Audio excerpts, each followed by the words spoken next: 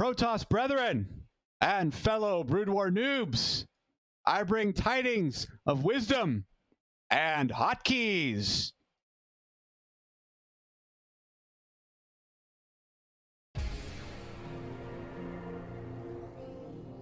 I bring lots and lots of hotkeys.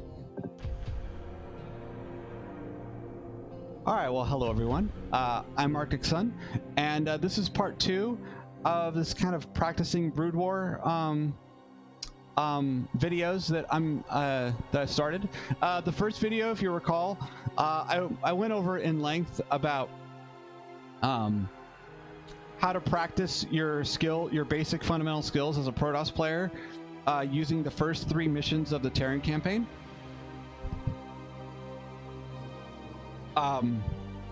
This video, I'm gonna go over, as you saw in the title, I'm gonna go over hotkeys in this first segment in a lot more length than I did in the first video I did. I kind of stumbled onto the topic of hotkeys kind of by accident. I just kind of went with the flow, and the topic came up, and then I ran with it. But after watching it, and also after seeing the comments that I made, I decided that, you know what, I could probably do a whole video on hotkeys. So this video is actually going to be a 2-part video. We're going to have an intermission between topics, and this first part is going to talk about hotkeys, and we're going to go to it. We're going to go through customizing hotkeys and practicing with them in a bit more detail. But before we start, I want to correct myself, because I actually published information that's not accurate. So I wanted to fact check myself here. So in my previous video, I mentioned that Harstem. I mentioned Harstem as a Protoss player, a StarCraft 2 Protoss player that uses the same hotkeys, the same control group assigns that I'm going to be using, right?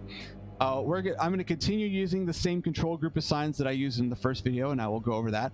But Harstem actually does not use the control group assigns that I'm going to be using. Now the other 2 that I mentioned, from because I've actually watched them play before I made that comment, they do use basically the same idea, but Harstem does not use the same control group concept that we're going to use. Harstem actually uses a different one. So if the control groups that I'm going to go over in this video do not work for you, I would highly recommend watching Harstem play StarCraft 2 on Twitch, because he uses a different one. Maybe the one that he uses, maybe that'll work better for you. So if what I'm going to talk about in this video doesn't work for you, go check out Harstem, because he's an example of someone who uses a different control group assignment than we're going to use. And also, he makes really great entertaining YouTube content, hours and hours of entertainment. So regardless, go check out Harstem. All right, so that said, we're gonna get into this. You'll notice this screen right here. If you've played this game at all more than once, you'll know what this screen is. This is your startup screen. Now in remastered, you have some options here that I don't know if you have all of them in the original Brood War startup screen. So if you're playing the original Brood War, I don't know if you're going to have these options. I haven't played it in a while, so I don't remember, but if you're using remastered, you will have these options right here. All right, so well, this first bit that we're going to talk about is going to take place right here. Look at this. Again, you don't even need to log into multiplayer yet, right? You go right here. Also something you can do offline. Okay, so we're going to go here, and we're going to talk about this first bit. We're going to talk about is how to customize your hotkeys. If you've tried using hotkeys with this game, you will find that the original hotkeys have a very specific logic to them, and they may not work for you. If they don't work for you, guess what? You can go in here and change them. You can try. I would highly recommend, whether or not it works for you, I would highly recommend you try the system I'm going to put in here today, just so you can get in the habit of start trying something different than what we call standard, right? What I'm going to show you today is actually called Grid, right? So I would highly recommend, even if it doesn't work for you, I would recommend trying it anyway, so you could try something different. And you know, if this doesn't work for you, the nice thing about Grid in StarCraft 2, Grid in StarCraft 2 is a little bit more flexible than Grid. Grid in Brood War, not StarCraft 2. Grid in Brood War is a bit. The nice thing about it is that in Brood War, Grid is a bit more flexible than it is in StarCraft 2 because there's less things that you're having to manage, right? In StarCraft 2, you have to manage a lot more. So you can still use Grid. It works just fine in StarCraft 2, but it's a bigger grid. This is a much smaller grid that we're going to be using, right? It's going to be a 3x3. It's going to be a 3x3 grid, like on your keyboard here. So because it's small enough, you can actually move it to different locations on the keyboard, right? I'm going to be putting mine over here, but if this location doesn't work for you, this location right here works okay for me because I can do these stretches, right? This is a smaller keyboard, but even I'll show you in a second, but I could also do these stretches on a keyboard that's probably closer to what y'all are using. So right here, right, I can do these stretches. So putting my grid over here works for me. If you have smaller hands that I do, if you have smaller fingers that I do, and you can't do this kind of a stretch, basically going from one end to the other almost, right? You know, maybe you want to try putting your grid a little closer, maybe right here in the middle. That's not bad, right? And putting your grid in the middle, it's kind of like, you know, if you put your grid right here in the middle, maybe you can have, you know, maybe you do something different, right? Depending on what you're doing, maybe you're gonna have a different control group assigned if your grid is here in the middle. The nice thing about having the grid over here is it still works okay with this control group assigned, right? Right, here's your basic controls, and then here for your production structures, right? Here's your production structures, boom, boom, boom, boom, right? And your builder probe, and your nexuses, right? So, and I'll revisit those. I'll revisit what I just did again as well. So if you have long fingers like mine, it might work for you. If you don't, you have smaller fingers, you know, maybe you'll want to put your grid here in the middle, right? At RTY, FGH, and VBN, right? Maybe you'll want to do that. And then if you do that, maybe your control groups might change. It's okay, you know? I'm just giving you a lead to go on, and like I said, you may want to start with this, so even if it doesn't work, you'll be well acquainted with what doesn't work, and you can change it to something that does work for you. So that's why I would recommend doing this. Sometimes to get the right thing, sometimes to get to the right solution for you, you kind of have to do some things that you know are not going to work, so you can feel it out, right? And you'll know why it doesn't work. I'm going to take a drink of stuff here. Okay. So we're going to go into here and we're going to change these. All right. So right here in the BattleNet menu, in the Brood War menu, right? You have these familiar bits right here on the left side, leftish side, right? Right here in the middle, you have hotkeys. So you want to click on this, And when you click on this, it will take you to this menu right here, right? And so in here, you'll be able to change your key assigns for not just Terran, but for Protoss and Zerg as well. And so that's what we're going to do. Now, I'm going to check to make sure that they're... SCV good to go, okay, sir. so we're going to restore to default. We're going to restore to default. Now, if you've never done this before, if you've never touched your hotkey customization at all in Remastered, I think you should be able to also change your hotkeys in Brood War. I just don't remember, in the original Brood War, I just don't remember how you get to that point. So,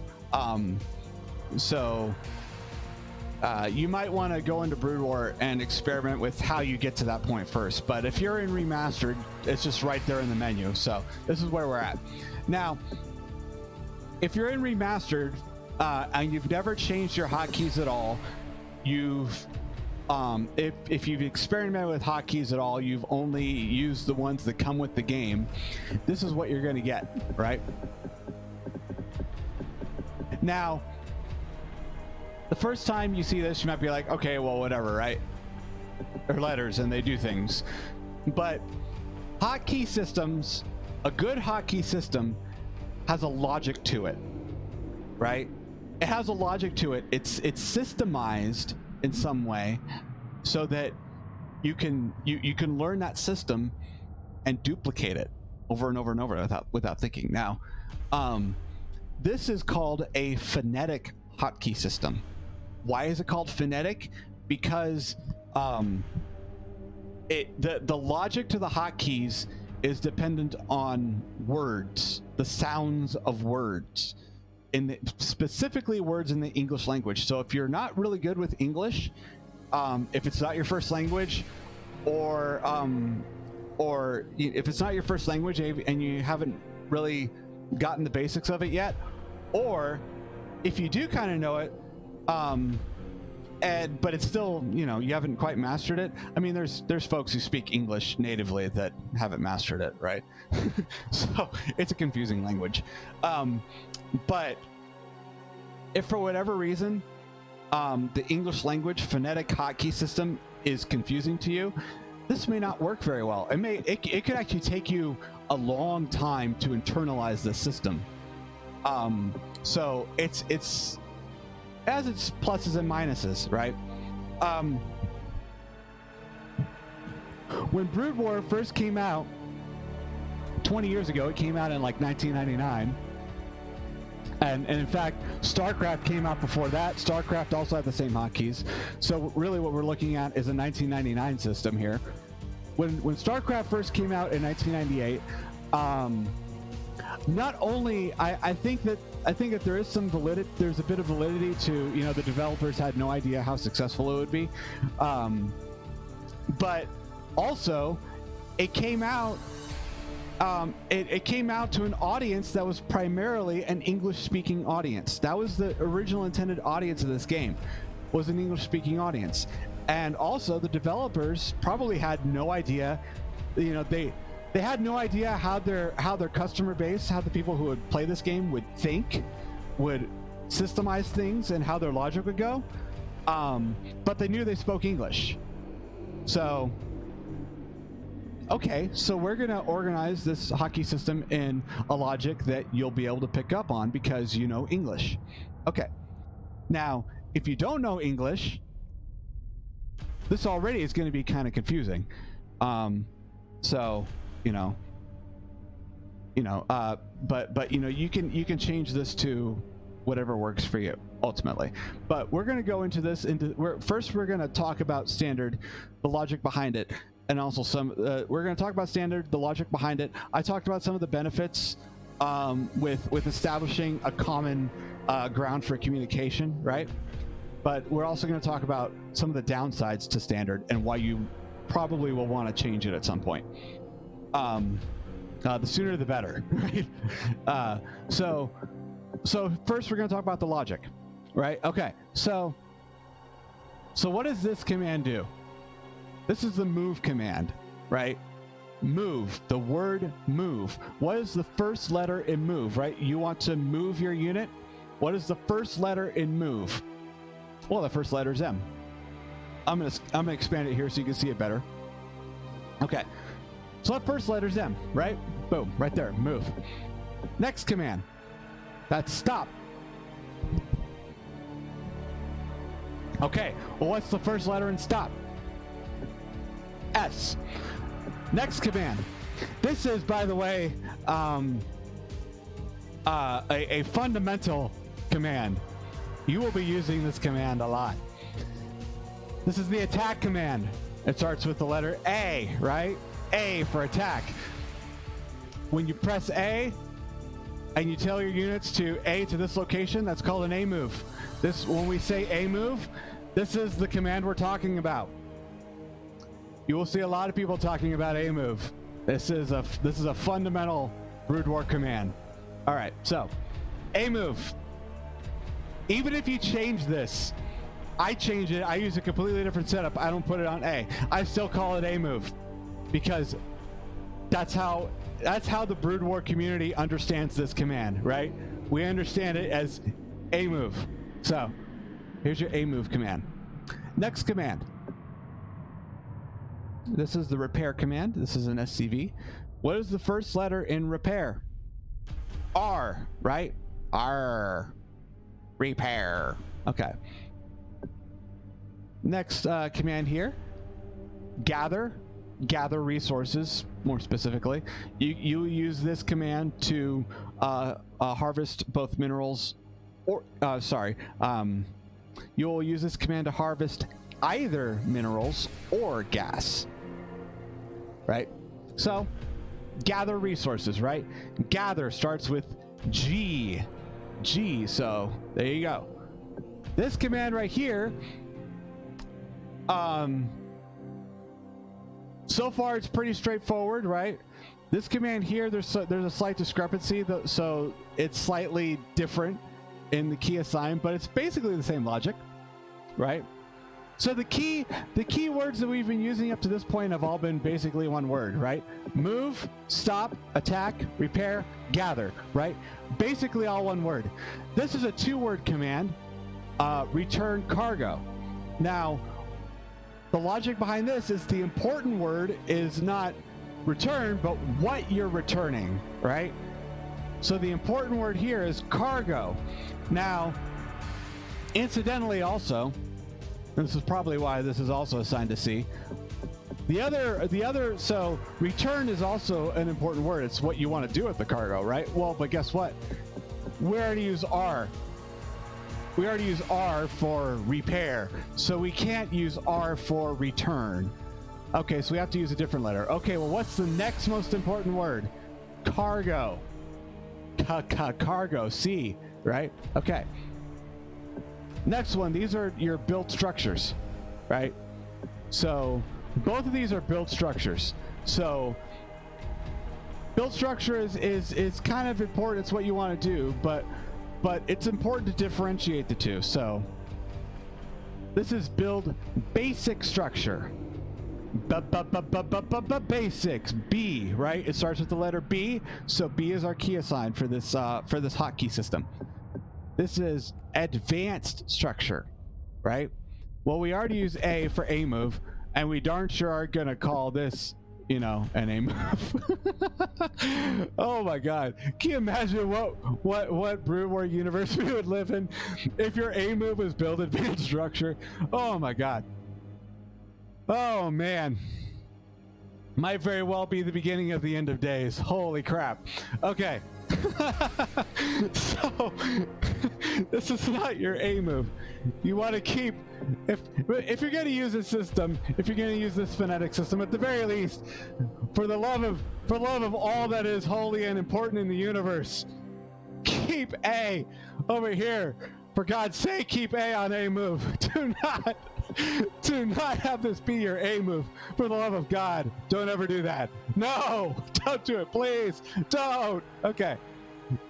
So this is A move right here. So we've already used our A for A move. So the next most important letter in advanced is V, advanced, right? Okay. It's a phonetic system, right? You're using sounds and how they correspond to letters. Okay, so V is the next most important letter, and in fact, V is our hotkey assigned for this. So, as you can see, if you understand the English language,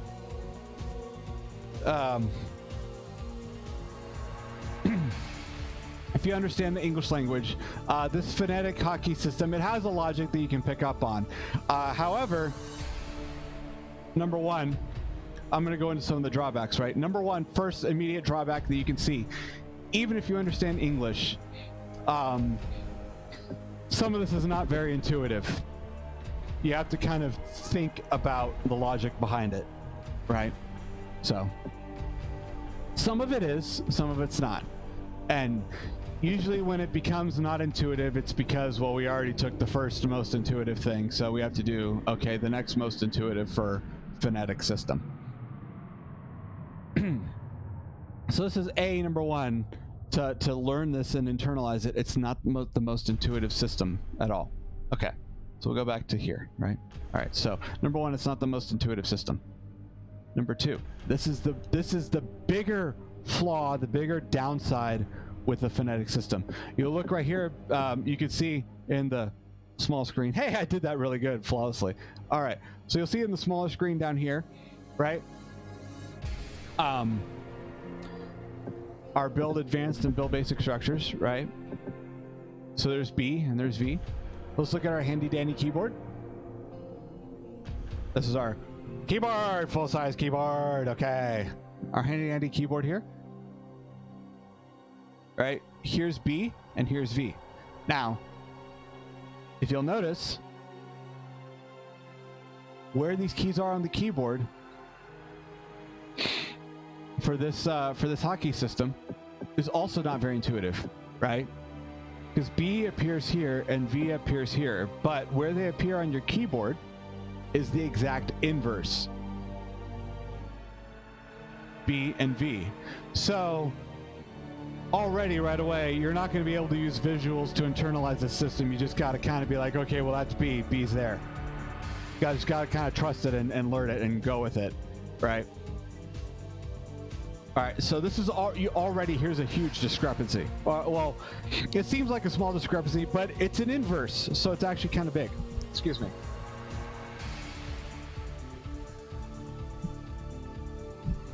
I don't know why, but my sinuses are not happy right now. Okay. So, B and V. Basic structure, advanced structure. Already there's a discrepancy with the system. And it might seem like it's a small discrepancy at first, but believe me, with this system, it just snowballs out of control from what the hell this already doesn't make sense, right? You think that small discrepancy right there of, well, oh wow, those are inverted, okay. That doesn't make sense. If you think that's small, believe me, it's like the year of 2020, right? It starts with a small error, and it starts with a small what the hell's going on there, and it just snowballs out of control, right? Okay, so it snowballs out of control from there. Okay, so we're gonna go to here. So here's basic structure. Here's the first basic structure, supply depot, right? So we're gonna go over some of these. We're gonna go over supply depot, we're gonna go barracks, and we're gonna go over bunker. And then we're gonna go over like advanced structure, right? Okay. We're gonna start going over advanced structure. I'm gonna do maybe like another kind of common one if you're Terran is like science facility, right? Build your science vessels. Okay. So first structure, build basic structure, supply depot. Okay. Build basic structure, supply depot. Okay. You know, whatever, it works. Build basic structure, command center. Okay, well now, and here's another one, right? Build basic structure, refinery. Okay, so I'm seeing a pattern here, right? Generally, if I want to build basic structures, so far, I'm keeping my motion, like, generally if I want to build a basic structure here, I'm generally keeping my motions on this side of the keyboard. I can see a pattern here, and okay, I can pick up on it, right? Build basic structure, barracks. Oh, look at that. Basic structure, barracks. Double tap B. That's also an easy one. Okay. I can roll with this, right? It's you know, it's very feel friendly, right? Okay. So now we go to the next one. All right. Here's the first indicator that stuff's just gonna go haywire here. All right. It's just not gonna make any sense. Build basic structure, bunker. Now,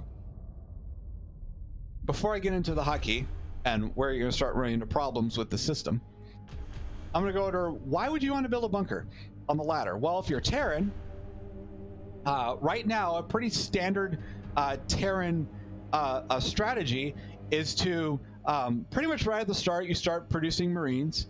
When you get 4 Marines, right, you put them in the bunker. So at some point between your first Marine and your 4th Marine, you want to start building a bunker. Okay, well, why you build your bunker is you build your bunker ahead of your expansion, right? It's a super safe way to take an expansion. So this is a very standard Terran strategy these days, is to build a bunker at your natural expansion and then put your Marines in that bunker. And then when that bunker's done, then build your command center at the natural expansion so you can safely take it, right? Great, cool. So that's a standard strategy. What it means when it's a standard strategy is you're probably going to be doing a lot as Terran. You're probably going to be building a lot of bunkers. So you're going to want to know how to build a bunker. Great. Okay, so now we have our reason for wanting to know this hotkey. All right, ready? So if you remember up to this point, our logic is kind of over on this side, right? Basic structure, supply depot, basic structure, refinery, basic structure, command center, basic structure, bunker, right? Now you'll see that I did this. I'm kind of already preparing for the problem and I'm trying to find a quick solution. Okay. So here's the problem. If you were not to do what I did and you were to continue on the path of logic that you start on, right? Basic structure, supply depot, basic structure, refinery, basic structure, command center, basic structure, bunker. Now the next one. Basic structure, command center, basic structure, barracks. Now the next one. Basic structure, bunker. What? It's bunker. See? I'll highlight it so you can see it.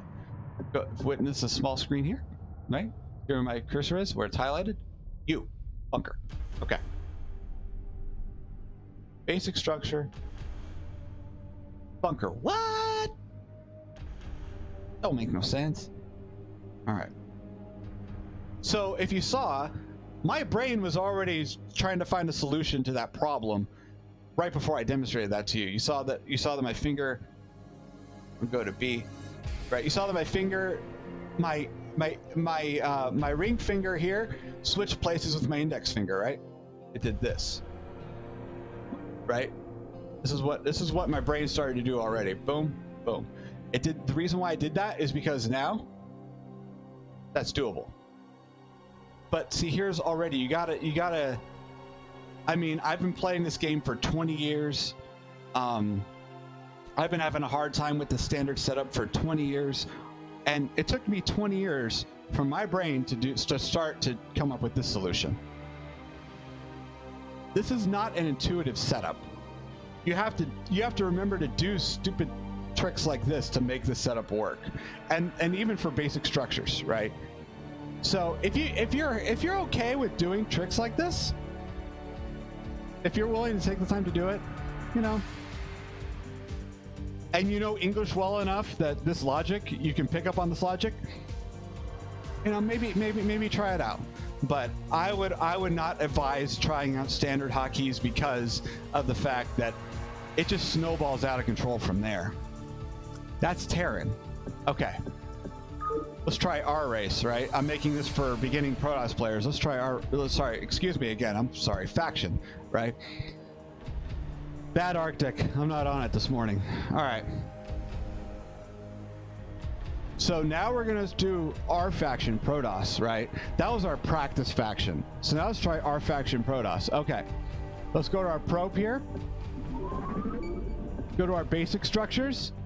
So pylon, we're going to do some of the same basic ones. Nexus, pylon, assimilator, gateway, and we're going to do an advanced structure that's pretty common for us. We're going to do a citadel. Well, let's do an observatory. Yeah, let's do an observatory. We're going to run into some similar problems. Observatory, if you're a Protoss player, just about every matchup you should be building an observatory. If you're not, bad. Don't forget to build observatories. Always build them. Observers are like core Protoss units. So if you're not in the habit of building observatories, bad. Get in that habit. Okay, you need them. All right, so here we go. So we're gonna go basic structure pylon, basic structure assimilator, basic structure nexus, basic structure gateway, basic structure observatory. We're gonna do those patterns. So now here we go. We're gonna do those hotkeys. So, okay. Basic structure. Here we go. First problem child right here. Okay. Holy crap. Basic structure. Pylon. All right. Already when we started with Terran, our hotkeys were kind of mostly. Already when we started with Terran, our hotkeys were mostly around here. Now already we're starting off with over here, and in fact you'll notice the observatory is right next to it. Oh, so already with Protoss we have two hotkeys over here, and one's basic and one's advanced. Okay, so already there's a problem across all three factions. Already we're snowballing out of control here. What? Now we have to do basic structures and it's already starting over here. What? So don't make no sense, but we're going to continue. Okay, so this one, if you were to use this, pylons are very standard. You're building lots of pylons all the time, so you would just have to commit this to memory BP if you're using this. Kind of a pain in the neck. Okay, so first one is build pylon. Okay, next one is build assimilator. Oh, what? Build assimilator. What? You're killing me! You're killing me, Blizzard! My God! Two basic structures right here. I have to go from one end of the keyboard to the other. You're killing me, Smalls! God damn it! Okay, what? Okay. Next one. Nexus. Build Nexus. Well, gee, thank you so much for at least having it be close, not one end to the other, but really? My goodness, on the right side again? You're killing me, Smalls. All right, next one. Gateway. Build gateway. Okay, thank you again for it being close, but also, what? This is on the left side. What? God, Blizzard, you're killing me. You're killing me with these locations of these keys. My gosh.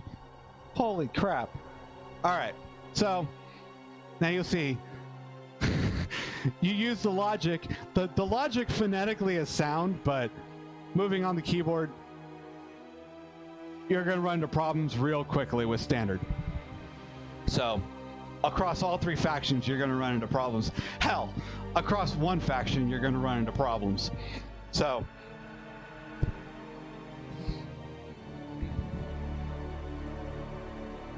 I'll take another drink here, take a break.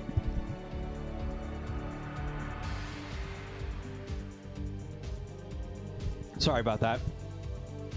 I try not to swallow my liquids in the mic. It's kind of gross. So, my apologies. I do not mean to gross you out if I did. Okay. Okay, so we're already running into problems with the system. So now now we have a reason for why we might want to change this. What? Really? I mean, you know, your logic is sound in theory, but in practice, not so much. Thank goodness you gave me the option to customize this if this doesn't work for me. Thank goodness. Blizzard, okay. As critical as I was of your initial choices on the keyboard, I will say this. Thank you so much for letting me change it, for giving me the option to change it. Thank you, Blizzard. You think of us gamers so much. Thank you so much. I appreciate it. I believe me, I sincerely appreciate the thought of letting us change these if we want to. Okay. So we're going to change them. All right. So as I mentioned before, the system that I'm going to use that requires some stretching, the exact locations I'm going to use require some stretching, but the concept, you can move this grid to different, you can move this grid to basically 3 different locations on the keyboard, right? Left, center, right. So if you want to try this and the finger stretches aren't working for you, maybe consider putting it like the center, right? So you can change this grid setup for you if you want. And if you don't like the grid setup altogether, again, I encourage you to still try it. So if it doesn't work, you know exactly what doesn't work. But once you know exactly what doesn't work, I encourage you, if you don't like it, to try your own, to come up with your own system. Come up with a system of logic that works for you, a system of logic that you will remember. So whatever hotkey logic works for you, come up with one that will work for you really well. But for the sake of this video, for the sake of working with these exercises, come up with the hotkey system of logic that can translate across all 3 factions, Protoss, Terran, and Zerg. Because the fact that if it can translate across all 3, the exact logic can translate across all 3, you're going to be in real good shape for practicing your fundamentals with these exercises I just showed you in the last video. So that is a really big advantage, one of the 2 really big advantages with the system. One of the 2 really big advantages is that this exact system, you could translate it exactly across all 3 factions. You don't have to change a thing about where these hotkeys are located. So that's a big advantage. It works across all 3, which means that, you can play Terran, learn the same hotkeys for Terran, and those exact hotkeys will apply for Protoss. So, and virtually it will happen for Zerg. It was you'll see in a minute. You'll see in a little bit here when we customize them. There's a tiny discrepancy with Zerg because Zerg has a tiny little uniquely weird thing that's different with their hotkey assignments, but even with Zerg, it still can work. So this system, this hotkey system I'm about to show you, it will work across all 3 factions. Now, so now we're going to go into our SCV here. SCV good to go, sir. We're going to change these. So the first thing we're going to do is we're going to change them. So to change your hotkeys in Brood War, it's super simple, right? Select the unit that you want. Select the unit that has the commands you want to change. Go to the different right. So right now I'm not clicking on anything. I'm highlighting it by putting my cursor over it. Right.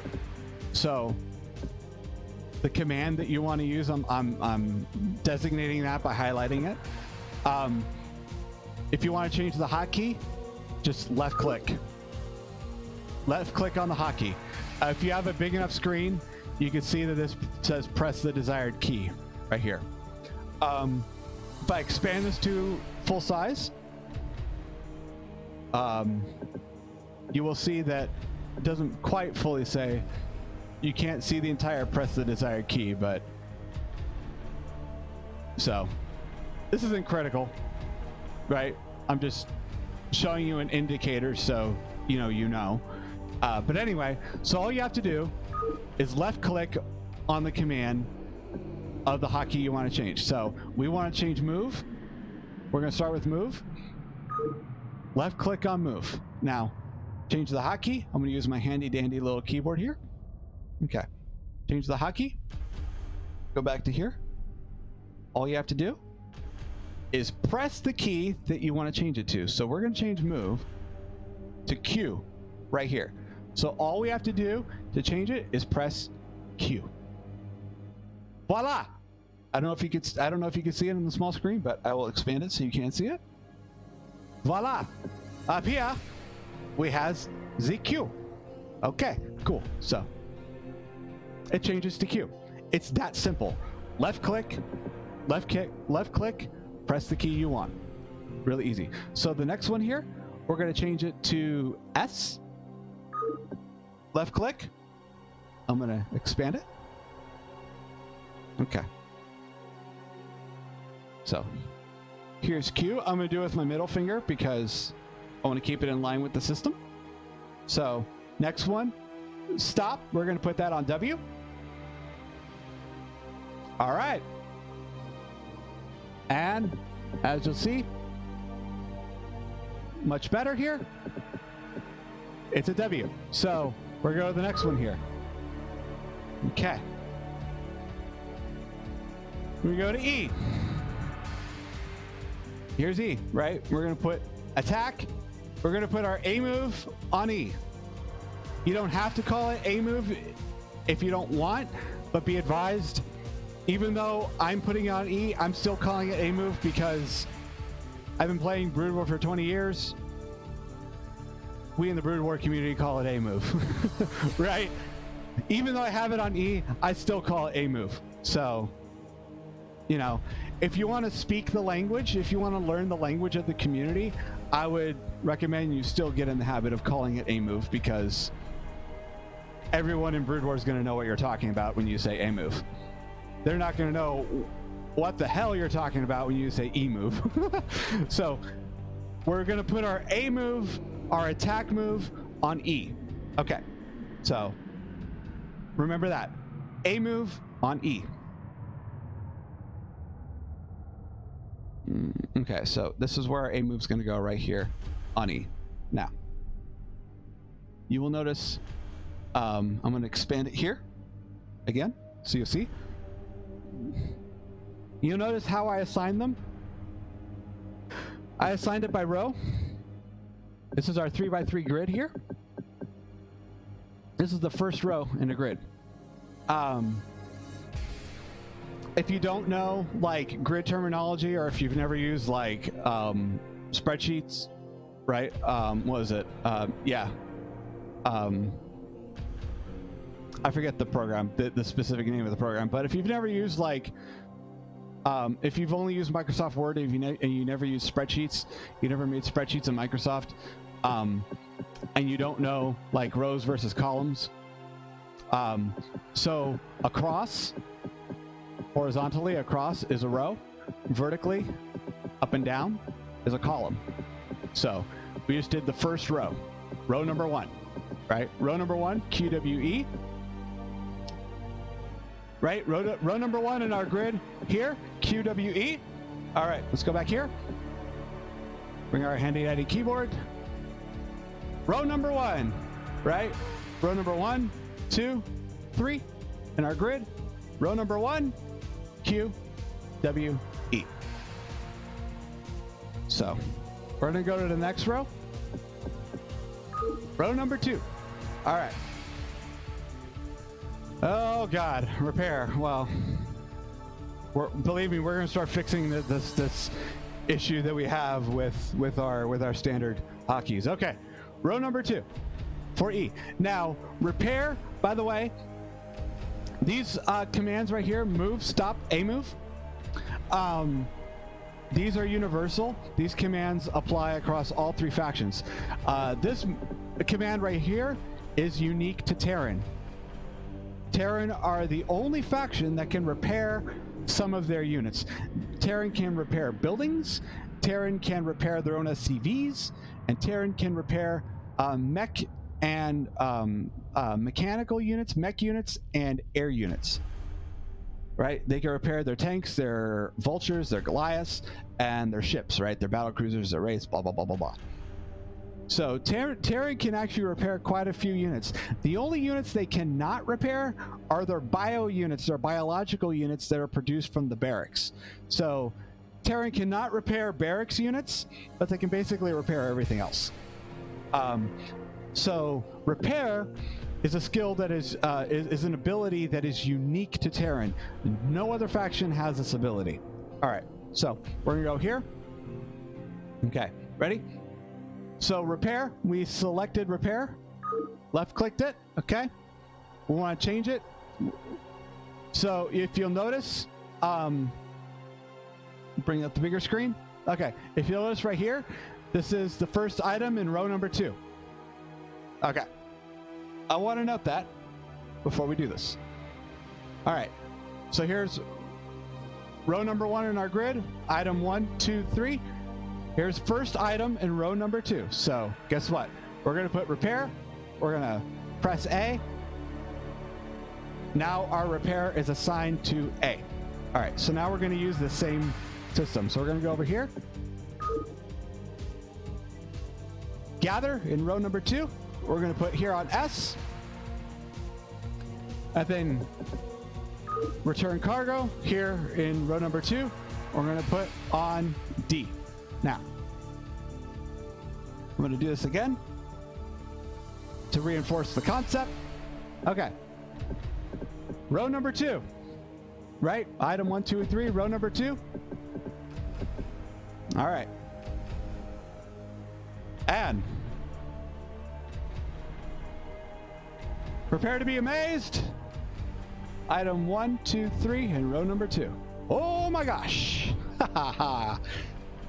And you know why I love the system so much. Okay. Next item, row number 3. All right. So row number 3, first item is Z. So we're going to press Z, assign that to Z. And now row number 3 here only has 2 out of 3 in the row. So this next item we're going to put on X. It's the last thing here. Right, so now we'll get back to our screen. Check our progress. Okay, row number 3. It's 2 items here. 2 items here. Row number 3. This item is there's nothing there. All right, and our handy dandy trusty keyboard. Row number 3. 2 items here in row number 3. Z and X. Nothing here, so we're not assigning anything to that. Awesome, look at that. Row number 1, row number 2, and row number 3. Whoops, I forgot to turn it off, silly me. All right, well, let's do that again.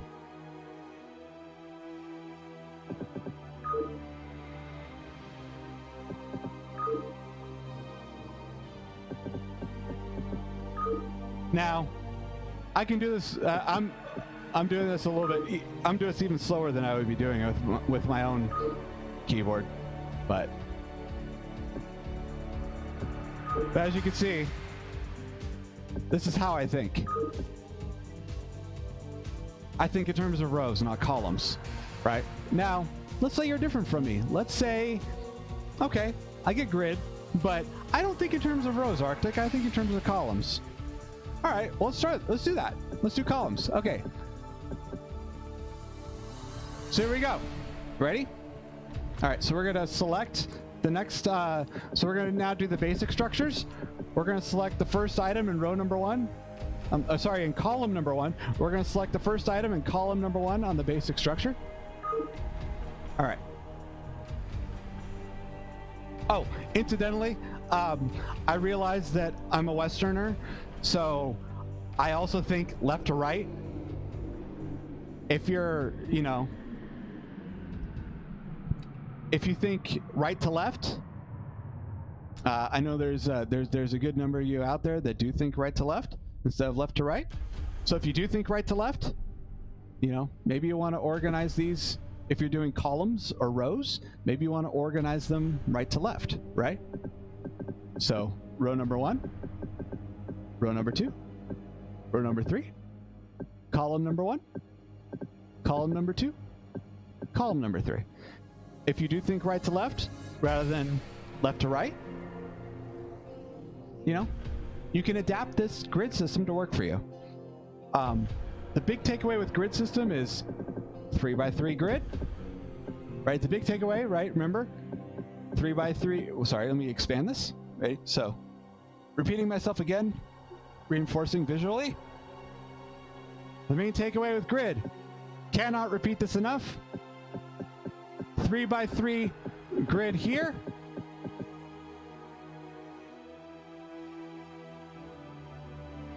There's my keyboard here. 3x3 grid here, or wherever you choose to put your grid at. You know, if you have smaller fingers, smaller hands, maybe your 3x3 grid is where am I at? Maybe your 3x3 grid is here, right? That works too. The same concept, the same basic concept can be used and applied and adapted to whatever will work for you. Okay? So however you think. I'm a Westerner. I think left to right, right?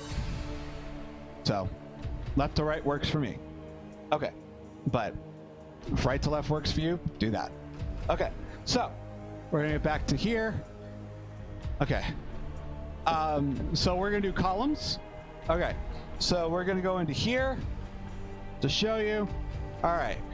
I'm only gonna do this for the first column.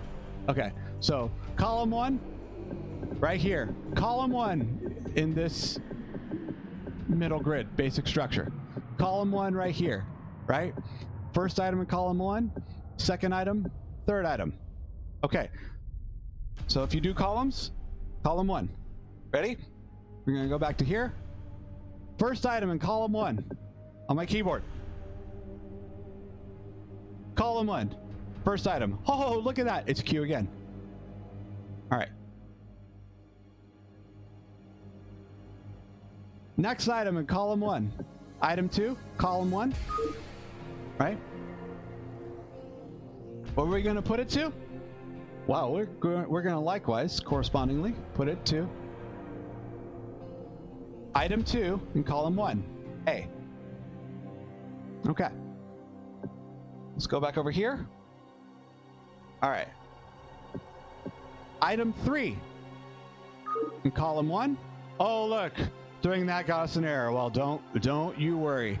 If you run into errors like this, you'll correct them soon enough. Okay. So, item 3, column 1. And right here,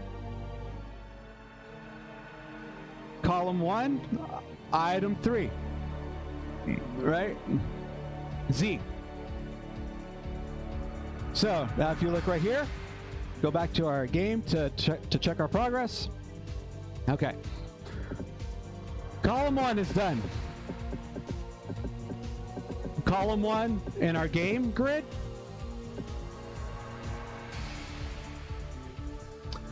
And finally, column 1 right here on our keyboard grid. Look at that. Beautiful. All right. So we're going to do column 2 right here. And start. Column 2 in our game. Here's the start of column 2 right here. We're just going to go down. Go down the column. There we go. Also in column 2. That was S, and the first one was W. All right. Third item in column 3. In column 2. Excuse me. Column 2, third item is going to be X. We'll put it on X. All right. And now let's go over here to column 3. Item 1 in column 3. Right? Oh, here we go. Look at that. Glad I checked. Ready? All right. Column 3, item 1, E. And finally, item 2 in column 3, our last item. Right? So, column 3.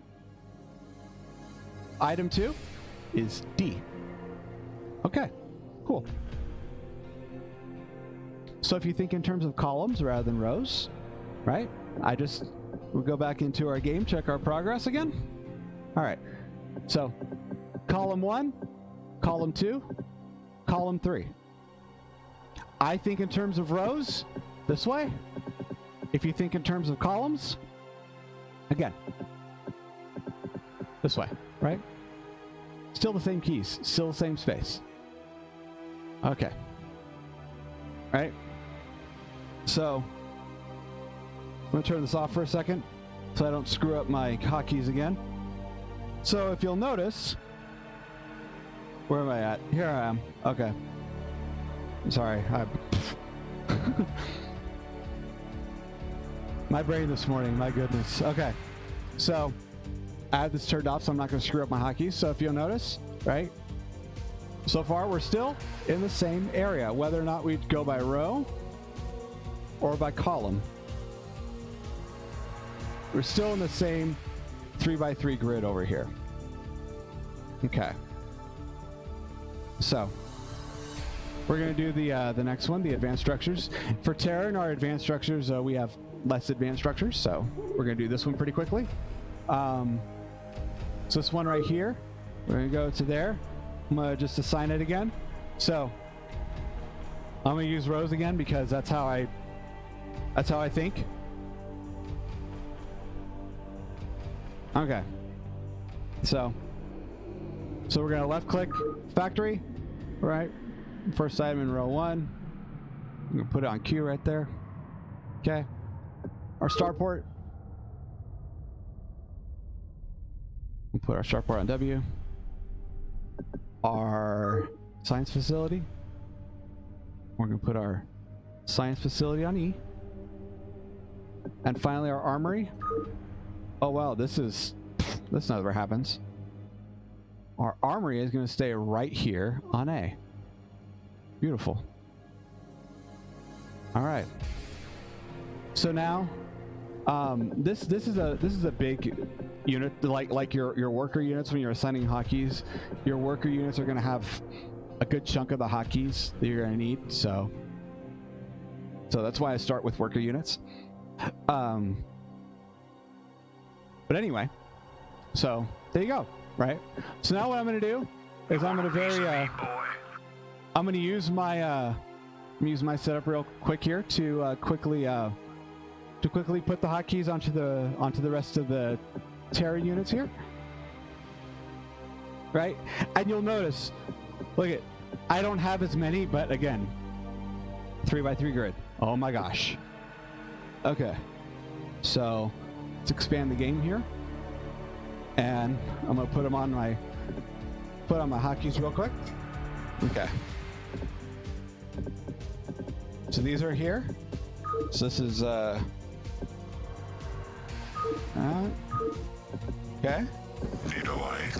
Somebody call for an exterminator. So You want a piece of me, boy? These are the next most common universal commands for pretty much all units, right? So these are your basic move commands. These are your next more advanced move commands, right? Move, stop, attack. This right here is patrol. I'll tell you real quick what patrol and patrol and hold position do. So patrol, it makes your unit moves from one point to another, and it basically moves from that point to another. If it comes across an enemy unit in that path, it fires. Hold position is, your unit stands their ground and fires at your unit stands their ground. It doesn't move at all, and it fires at whatever enemy unit is in range. So both of these are they're different maneuvers, but both of these are more aggressive combat maneuvers. These two right here are more passive combat maneuvers. So okay, so just a quick review of your basic your basic universal commands. This right here is your special abilities. Your special abilities or your spells or whatever. So okay, so we're gonna put this here. It's here. Call for an exterminator. All right, this is gonna go here, here, here, here. Prepped and ready. right? All right, bring it on. Ready to roll out. Goliath online. Nothing there. Read the waiting launch orders. That's there. Can I take your order? Battle cruiser operation. Explorer reporting. Valkyrie, There you go. prepare. I now have all of my Terra units done. So, so you'll notice how quick I did that, right? I mean, once you get familiar with the system, you can set things up really quickly without even thinking. Well, you can do it if you think like I am. When I'm done setting up, I will go into another the other really big advantage of the system. All right. Okay, so here we're gonna have this queue there.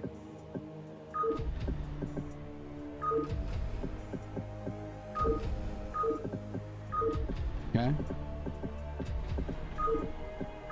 There we go.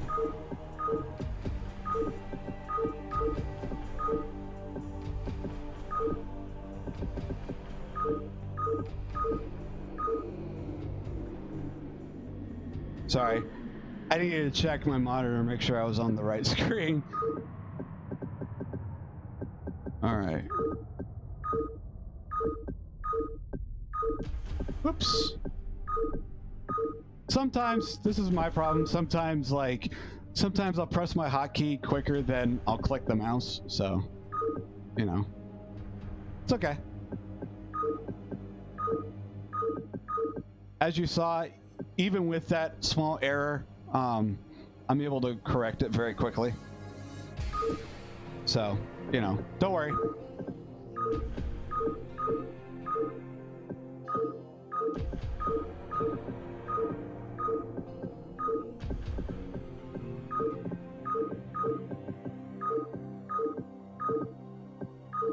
Okay.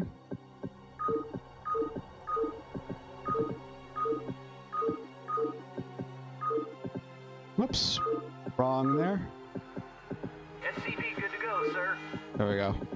You want a piece Man, of me, thank boy? goodness. Okay. Thank goodness it was only one. All right, so did you see that? My God.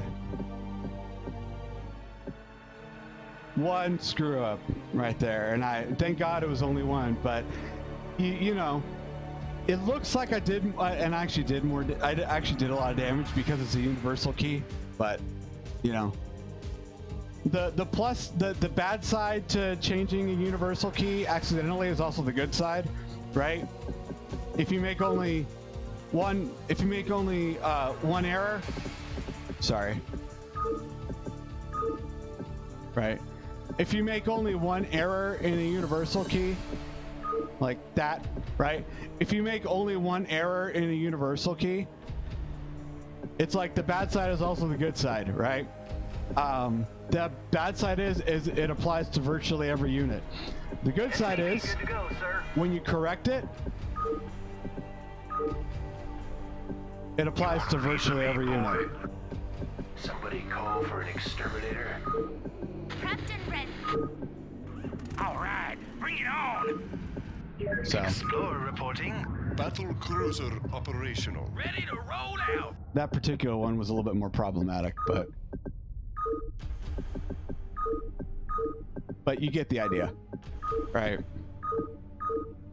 So yeah, the downside is it applies to every unit, so you do a lot of damage, but the good side is that it's only one key, so once you correct that one key, it also applies to every unit. So you can quickly mess things up, but you can also quickly fix it. All right, so now we're done with all our Terran units here. We're gonna go to our Protoss units. Check. All right. Cool. All right.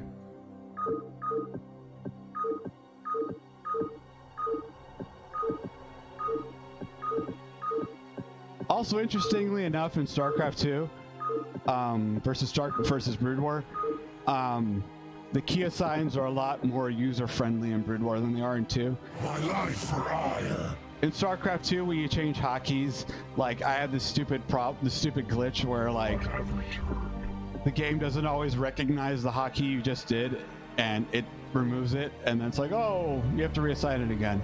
So Brood War, you don't run into that problem. It's a lot simpler. It's a lot more user friendly. Whoops. There you go. Easy mistake, easy fix. All right.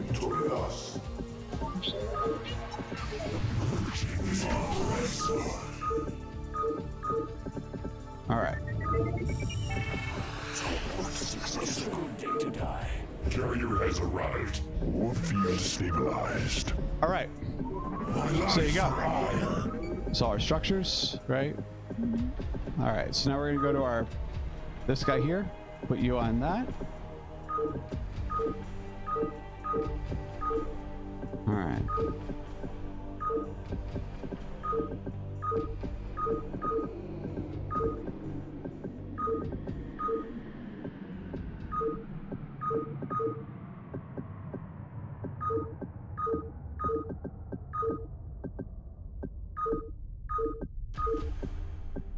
Okay. Almost done here with Protoss. See how quick, I mean, you know, changing your hotkeys, this may seem like, you know, a pretty lame thing to do. Not very interesting, but you know, probably you're gonna want to do this, and as you can see, it doesn't take long to do it. Okay, so now here with Zerg, we're going to run into a small issue. So I'm going to show you exactly, using this system, I'm going to show you exactly how I go about fixing the issue.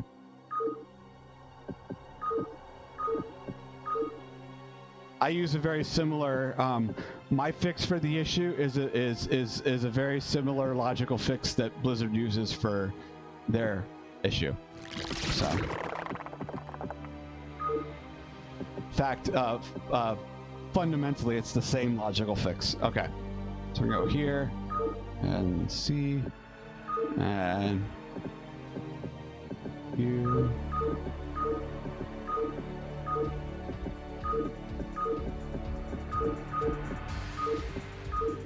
Right. Okay.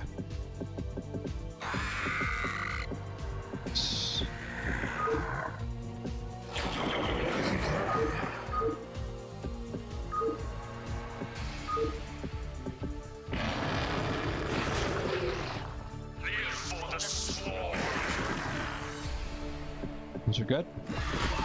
All right. This is going to be here.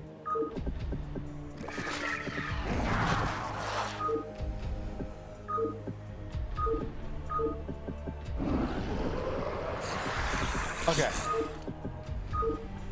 So here, yeah, I want that to be there. I want that to be there. So you'll notice here. Okay. Here's the clue of where our issue is going to start to come in with Zerg. It's a small issue, but sorry. Okay, so it's a small issue what we're about to see, but again, sometimes small errors can have big consequences, and this consequence is actually it's a little bit bigger with this setup. It's a little bit of a bigger problem because it's confusing. With this one exception. This is the one exception to the advantage of the system. So that's why it's confusing and why it's a problem. So you'll notice this is our rally point command, and it's on D. Well, it's supposed to be on D, right? Because for both of these other factions here, that's where it shows up. So this is the same command. This is also a universal command. So that's why it's on D. It's universal command, so once you put it on that, it applies to that across all factions.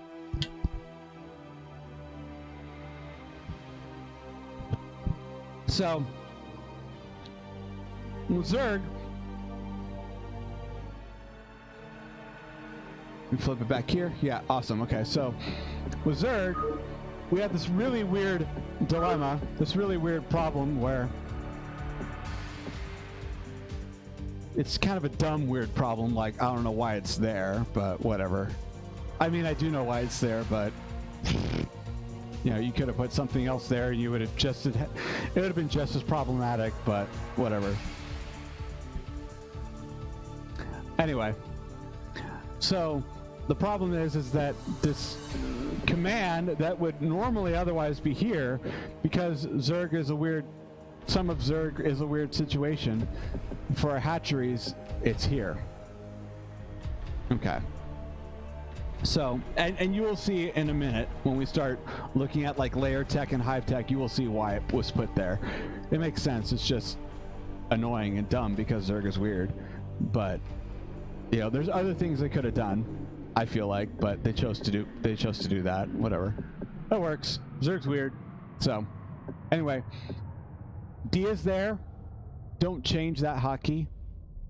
Just understand, know, and learn that this is a weird situation. But the idea is to have a system that applies universally across all three factions. So don't change it for the sake of this one silly instance, because it applies universally quite well to these buildings. All right.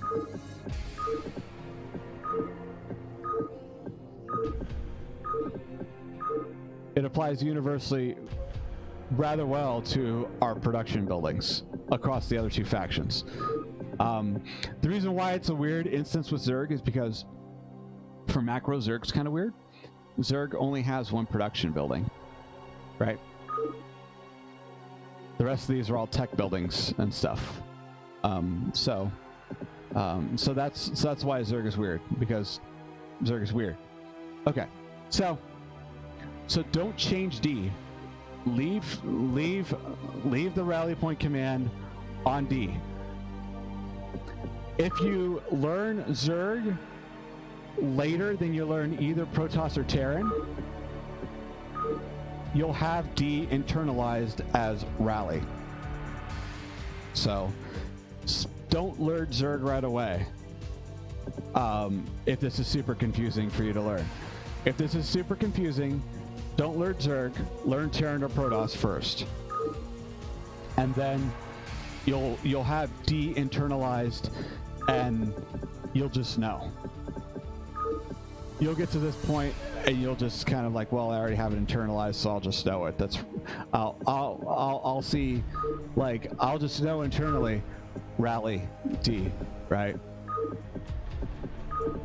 Rally D. So if this is confusing for you right now, again, learn the grid setup on either Protoss or Terran.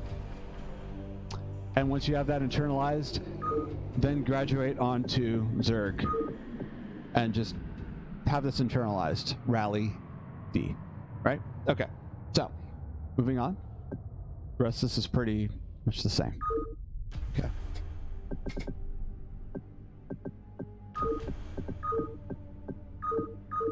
You will see in a minute when we come to layer and hive, we will run into that problem again.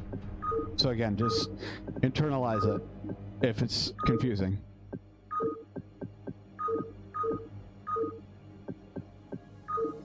There you go. Now, as you can see,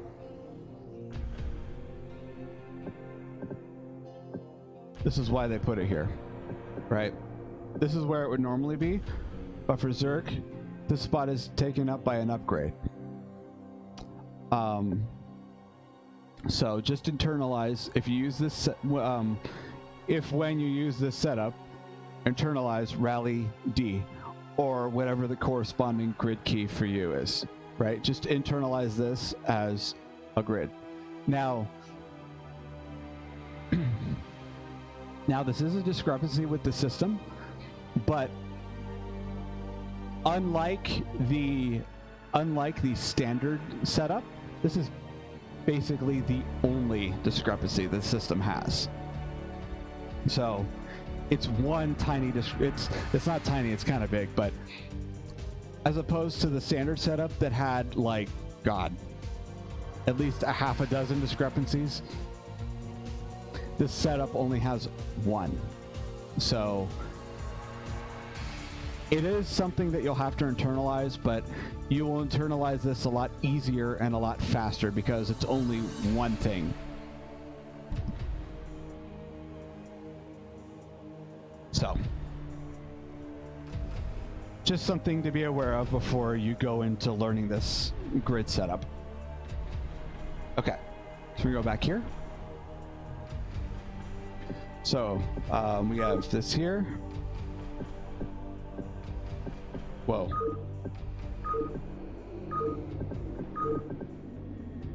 Okay, I'm gonna put this on Z. Now, this says it's on P. Now, here's what we're gonna do with this key. So, what that discrepancy did is that discrepancy kind of created this little problem here, right? Okay. So here's how I choose to resolve this, and it's basically the same. It's the same kind of logic that Blizzard uses, but I use it for this specific logic, right? So the advantage of the grid system is that as you can kind of deduce by looking at it, it's a very visual system, right? I see this here. This is the location I see here. This is the location I press on my keyboard. It's a very visual system. And so I feel like grid is actually, believe it or not, I actually feel like grid is a very noob friendly system, because what you want to get into the habit of when you play Brood War, you want to get into the habit, what you really want to develop is you want to develop your ability to have this, you want to develop the ability to have this following sequence of decision making. Oh, okay, we're Protoss players, so I'm going to go to a Protoss decision, right? Okay. You want to have this ability to say, oh, I need Dragoons. There's your first decision, recognizing that you need Dragoons, right? Making the call that you need Dragoons. Oh, I need Dragoons. Next part of the decision sequence. I should build a Dragoon. I should build that right there. Wait, I'm gonna shorten the screen so you can see it. Okay. Number one. Oh crap, I need Dragoons. Oh crap is probably what is probably going to be the precursor to your decision, right? Because you're making this in you're most likely making this strategic decision in a dire circumstance, right? So, crap, I need Dragoons. First decision. Next decision in the sequence. There's a Dragoon right there. I need to build it. Build Dragoon. W. Right? Now, what I just described to you is the dialogue that needs to be internalized.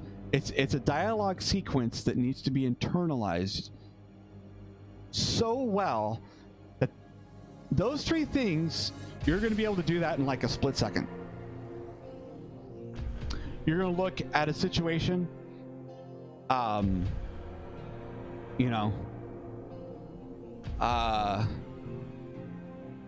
really common situation, for example, is like if you're playing against a Zerg player, right?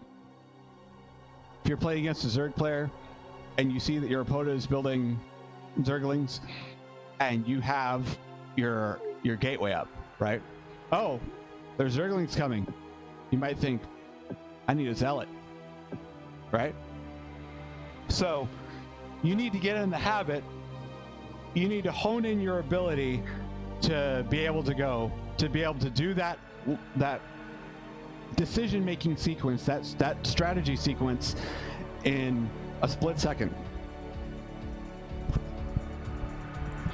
Now, that whole sequence is basically going to translate into, see a Zergling, right? Let's say you have your barracks on 4. See a Zergling, 4-4Q, right? Zergling 4-4Q. It's literally going to happen like that fast, right? So that's what you need to be able to hone in on. and you need to be able to make those kinds of decisions in a split second. So the nice thing about this setup, I feel like this is a very noob friendly setup because it's very visual, right? See it, need it, want it, right? You don't need to spend all this time going, as you would with the standard setup, you don't need to spend all this time going, I need a Dragoon. Okay, so I need a Dragoon, so I have my Dragoon on 4, right? Okay, well, what's the first letter in Dragoon? Where D? Okay, where's D? D's right there, right? You don't need to do that. It's super easy, right? It's super easy. Ready? Okay. Right? I need a Dragoon, right? I need to build a Dragoon. 4W. It's like, I see it there. It says W right there. I see it right there in the grid. 4W, right? It's, see it, do it. This setup is, if you're a noob, this setup is very friendly. It's very friendly and it's very supportive of you learning the kind of thinking that you need to learn, right? You need to learn, you need to think, I need Dragoons, right? 4W. There's your Dragoon with this grid setup.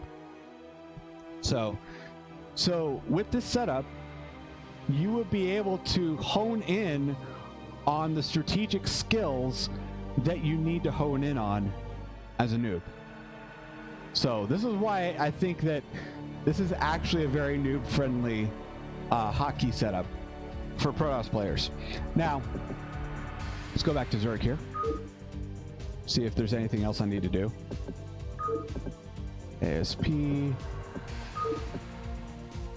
Okay, so I'm not done here. Okay, so here.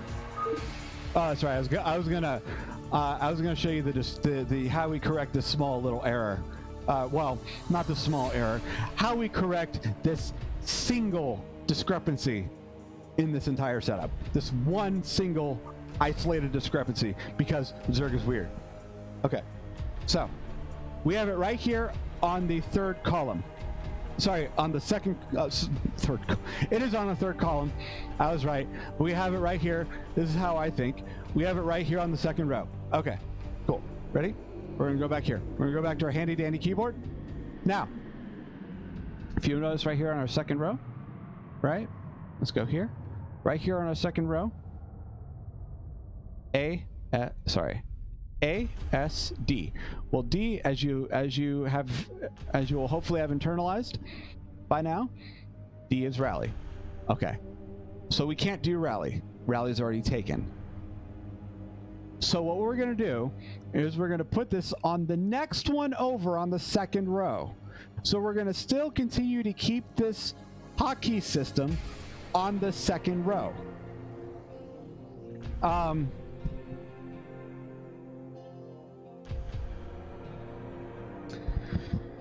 If you think in terms of columns, I'm not going to try it, but you can try it, and if you don't run into any problems. So, okay, so this is rows, this is columns. If you think in terms of columns, you can try doing the same thinking with columns. I'm not going to try it. I haven't tried it yet, so I haven't tried it. I'm probably not going to because it's not how I think. If you think in terms of columns, right, try it in terms of columns as well. If you run into problems, find the workaround that works best for you if you run into problems with the column method. But so our basic strategy is that I'm going by rows, right? So third item in the second row is currently taken, so we can't use third item in the second row is taken, so we can't use that. Okay, so the next one we're going to use is we're going to go the next item over in the row. So we're going to use item number 4 in row number 2. Okay, item number 4 in row number 2 is F. So we're going to put this this command on F. Sorry. I didn't turn on my keyboard. We got to turn it on again. There we go. All right. So we're going to put this item on F. Okay. Now, if you were to, like I said, I don't know if you use that same thought process of putting it the next one down on the column, I don't know if that's going to create issues. I don't think it should. I think the logic should hold, but I don't know for sure because I haven't tried it and I'm not going to. I'm going to leave that up to you to try and discover, see for yourself if it works. Because if it doesn't work, then it's going to be up to you to find the solution that works best for you for fixing this discrepancy. All right? I do want to encourage you to explore this on your own. So we've got our workaround. Cool. All right, we're ready to move on to the spire. Ready? All right, so we're just going to do this real quick, hopefully.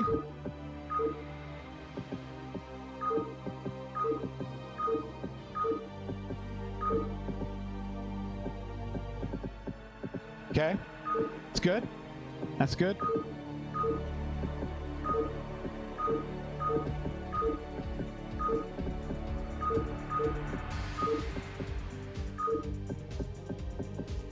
All right, looks good. So we're gonna save this. Great. And that's how long, well, I'm explaining it in detail, but if you know what you're doing and you saw how fast I was going when I knew what I was doing, that's how long it takes to set up your hotkeys to customize them. Not long. So we're going to use Grid. Now, I mentioned that Grid has 2 advantages that are really good.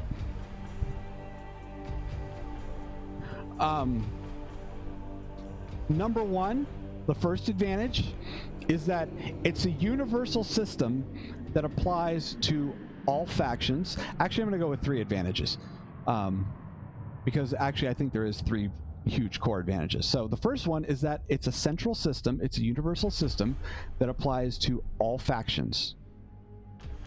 You don't have to learn faction-specific commands when you're using Grid. All you have to learn is where they're located on the visual grid in the game. That's it. So it's a very visual system. See it, do it, right? So that's one advantage. It's universal.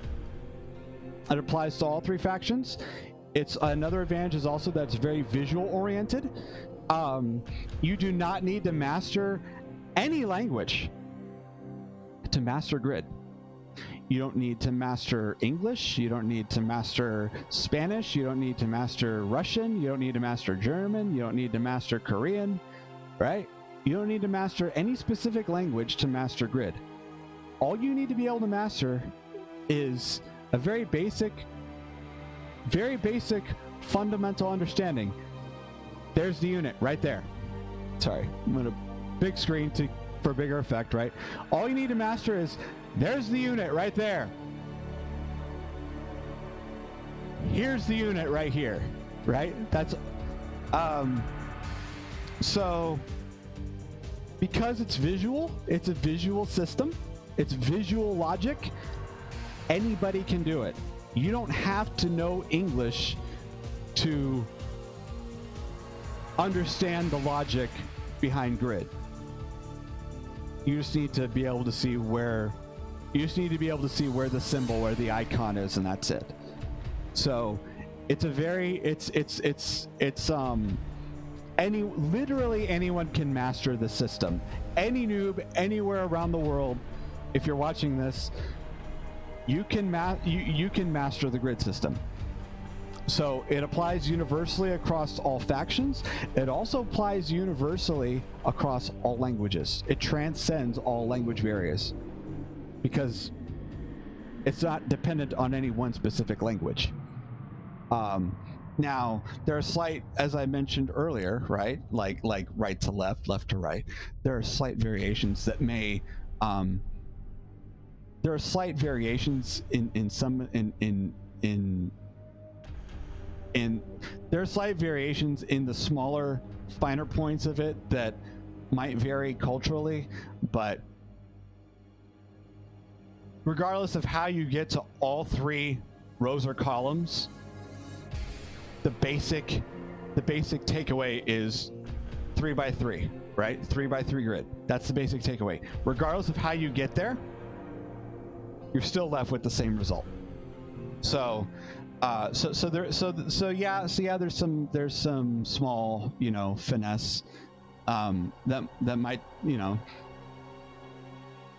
depending on your cultural background, it might vary. Depending on how you think, it might vary, but the overall basic picture is the same. So this is, it's also, it transcends language. It's kind of, you can learn this universally across all cultures, no matter what your language is. So you don't need to know English to be able to master grid. So another reason why I think it's noob friendly. A third reason why I think it's noob friendly is that you don't have to have big hands like I do to be able to do grid. You know why? Because it's 3x3. I'm going to go over it again. Because it's 3x3, you can do it anywhere. Well, hopefully I'm doing this right. You can do it anywhere on your keyboard, right?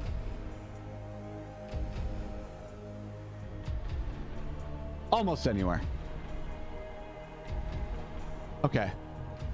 So if you're going on the right side here, if you're going here on the far right, you may need to remember to go this way. But, still, it's not too bad. Right? Doing that's not too bad. So you can essentially move this 3x3 grid to 3 different locations on your keyboard. Or more, you can adapt the location of the grid to your hand size. Like, look at me. I have pretty big fingers, right? This stretch right here, I could do this with not even I prefer to use my pinky, but I could theoretically do that without my pinky. I prefer to use my pinky because I find that my pinky is really good for closing these huge gaps. And I find that my pinky is also a nice transition finger, right? That's also a nice transition finger. So for me, I find that's really comfortable. It's a really comfortable transition to use a pinky. I also use my pinky for like control. I like to use my pinky for control, I'm finding. So for me, it works, even though I have big fingers, right? But you see, Nexus on 8 and Probe on Q, right? AQ. So you don't have to do that if you have smaller fingers than I do. Maybe this is a more comfortable stretch. This is Nexus on 8 and Probe on R, right? Because that's where your grid is. So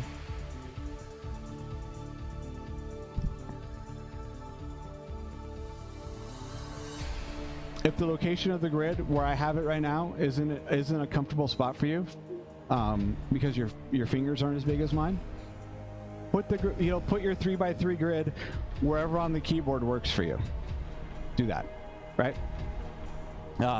It's very, so those are the 3 strengths, right?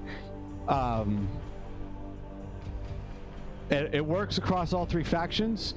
It works across all languages, and you can put this 3x3 grid anywhere on your keyboard. 3 really big advantages over the standard hotkey system, and why I think it's noob friendly. Now, what we're going to do next is we're gonna quickly go over. I went over the hotkey setup. I kind of started to conceptually go over the basic fundamental behind grid that we're gonna use grid for all of our structures and units. So I basically went over the fundamentals of our structures and units here with this grid mode setup. I'm now going to go over. I'm going to kind of a little bit quicker. I'm going to review, go over again our control group assigns and our location hotkeys. For this exercise that we're going to practice, I'm going to show you an example here. We're not going to use locations, but I'm going to show you how you might want to practice. How you might want to practice your hotkeys, your mechanics. Especially if you're trying to get used to working with grid. Working with grid in the far left location that I have it. That's specifically what we're gonna demonstrate. Okay, so you remember, right? Here's our numbers across here. We're gonna put. I mean, you could change this, vary this, however, whatever is best, however you remember it, whatever works for you. But the basic principle that we're going to use, we're going to have our army units here, 1, 2, and 3. I'm not going to go over my hardware specifically. I want to, because my hardware is kind of a unique situation. I want to go over what you all are probably going to be using.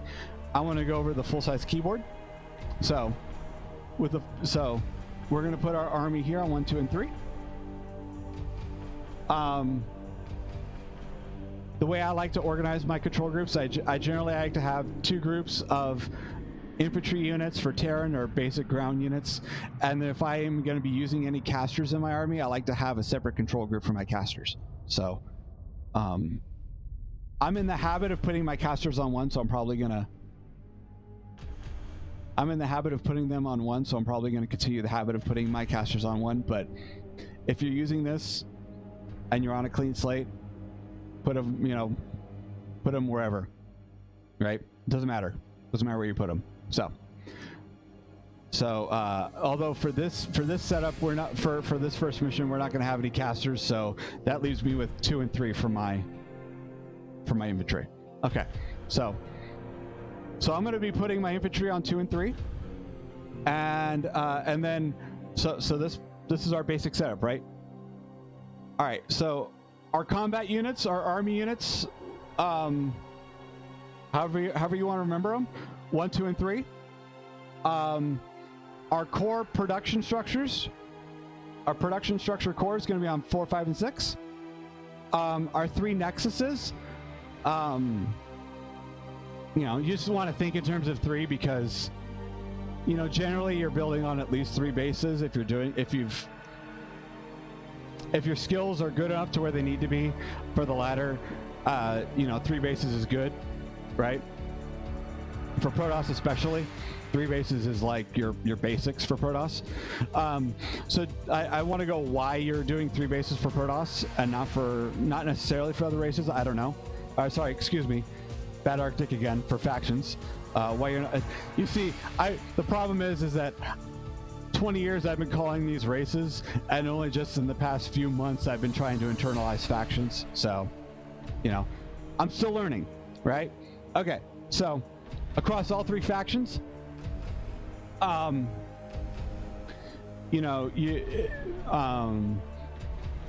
Terran, you can spend a lot of time on 2 bases. For Zerg, you want to basically start with 3 and then 4, and then 4 is kind of like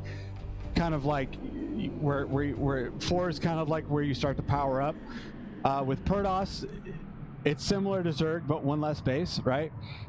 You kind of want to start on with 2, and then 3 bases with Protoss is where you start to power up. So, if you're playing Zerg, you might, if you're playing a Zerg, although this is not for Zerg, but if you were, you might want to do 7, 8, 9, and 0. If you're doing Terran, you definitely might want to do 8 and 9, right? Whatever. Or 9 and 0. just adapt it to whatever works for you. But I am largely gearing this towards Protoss. So Protoss, right? We basically want to start with 2, but we start getting our basic power up with 3, right? So we want to think in terms of 3 bases for Protoss, because that's when we start to.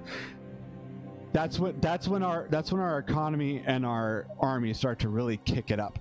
So 3 bases for Protoss. So we're going to put our 3 nexuses on 890. Our core production buildings are going to be on 4, 5, and 6 here. 7 is kind of a flexible building. It's a flexible hotkey. You can do a lot of different things with 7, right? You could put another nexus on 7. You could put a whole nother production structure on 7. You could put I said nexus, right? You can put a nexus, a whole nother production structure that's not a gateway on 7. If you're doing a 4 gateway build, you can put your 4th gateway on 7. You can put your builder probe on 7. 7's a more of a flexible key for what we're going to do. For the key assigns that I'm using for this demonstration, for this video, 7's very flexible. You can do a lot of things with it. But I think for demonstration, I'm gonna dedicate 7 to a builder probe, because that's something that for Protoss that's kind of unique to Protoss that you want to do. And so you want to learn if 7's going to be your builder probe, you want to kind of learn those keys, those stretches for those keys. So you want to learn that strategy. So for the purposes of this for this demonstration, I'm going to say 7 is our builder probe. So to review, 1, 2, 3 is army. To review for this video, 1, 2, 3 is army. 4, 5, 6 is production. 7 is builder probe. 8, 9, and 0 is nexus. All right, cool, got it. Now, so now we're going to practice. We're going to look at. Oh, sorry. So that's I forgot. We're not going to practice just yet. We're going to go over one other set of hotkeys. So, right, 1 through 3, 4 through 6, 7, 8 through 0. Those are the hotkeys that we're going to be using. That's the key assigns that we're going to be using for this video. So the next hotkeys I want to review really quickly. We're not going to use them for this video, but it's a really good idea that you are aware of them and that you integrate them. Because if you watched my first video, which I highly recommend you do, that is the bread and butter of this this video set, right? In one of those exercise videos, I was using location hotkeys, right? So that's what I'm going to show you. I'm going to review them really quickly here, and yeah, so our location hotkeys are going to be in Brood War. You only have 3 location hotkeys. They're fixed. You can't change them. Your control group hotkeys are also fixed. You can't change them. Now we're going to have. Let's see. So we're gonna have 3 location hotkeys here. 1, 2, 3, right? Okay. So this right here is F2, F3, F4. Those those don't come with a default location associated with them. I went over their locations in the previous video, but I will go over them again. So F2 is your natural mineral, your natural mineral line. Your main mineral line is F3. F4 is your rally location, right? Right? F2 natural, F3 main, F4 rally. So those were the locations that I was that was the location scheme I was using in the practice video, and I encourage you, you don't have to, but I strongly encourage you to use those, because that's the scheme that I was practicing with, right? So natural mineral line, main mineral line, right? F2 natural mineral, I can't talk. F2 natural mineral line, F3 main mineral line, F4 rally, right? So what you would do is like, well, and review the exercise video for examples of how to use those locations. I would highly recommend, I would strongly recommend practicing those locations with those assignments, because it'll help in fluidity, right? It'll help you with fluidity. The logic behind it is F2 and F3 are kind of close. You come to your natural mineral line first when you hotkey it, right?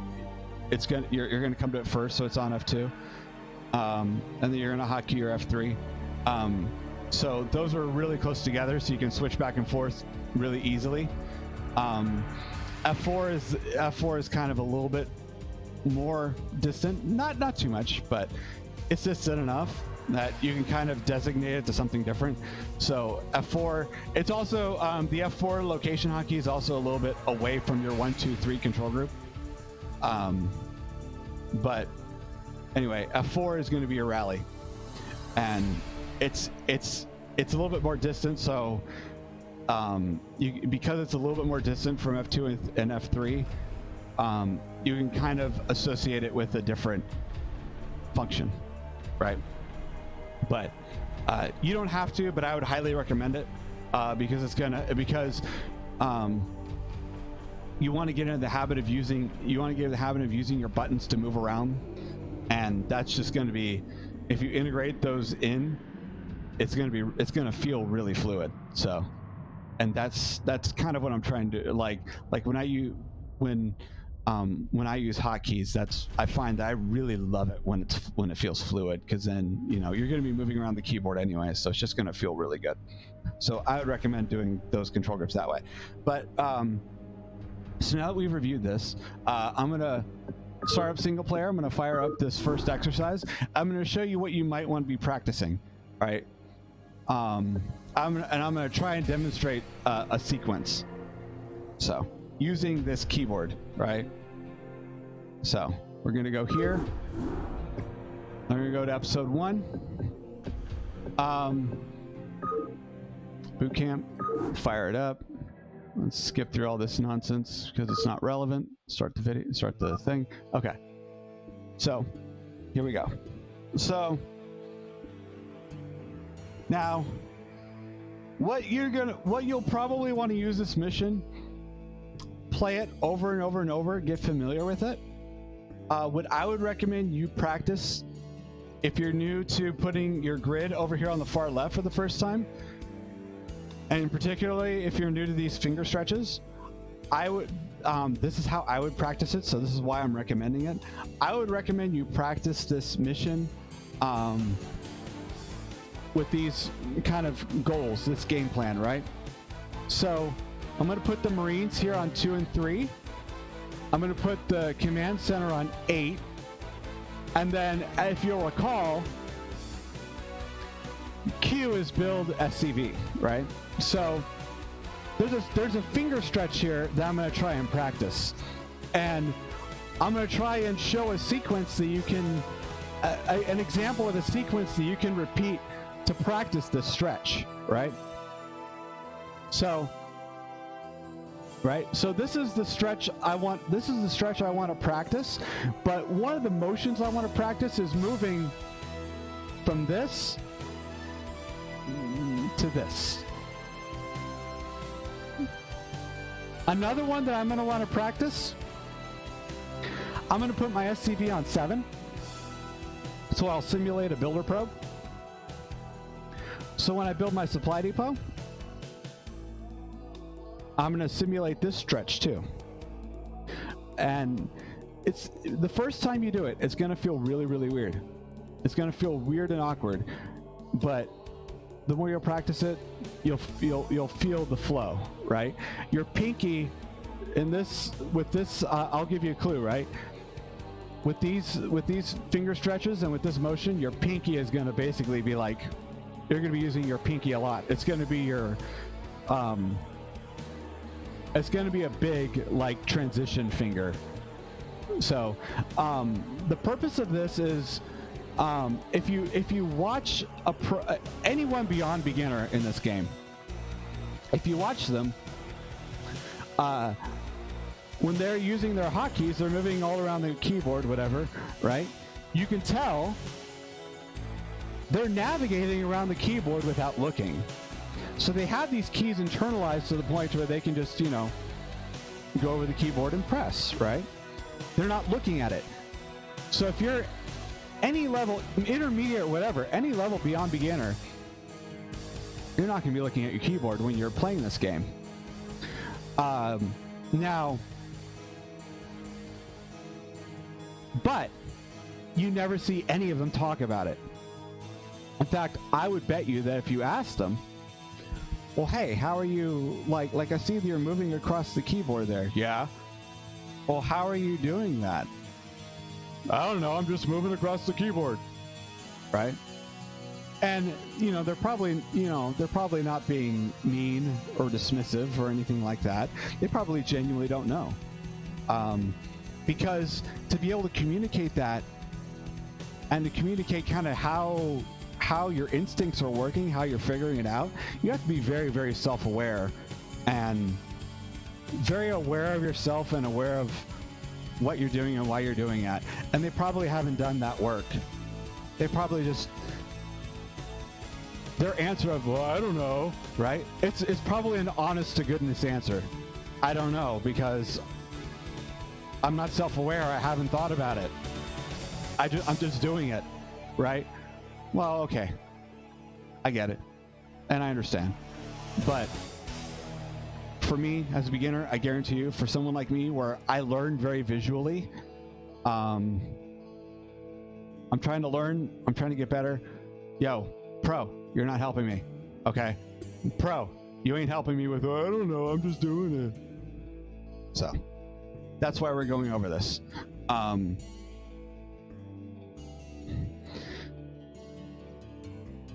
Okay, so we're going over this because we're trying to, our game plan with this particular practice run, our game plan is to practice our finger stretches, right? So what we're going to do is we're going to have our Marines on 2 and 3 right here.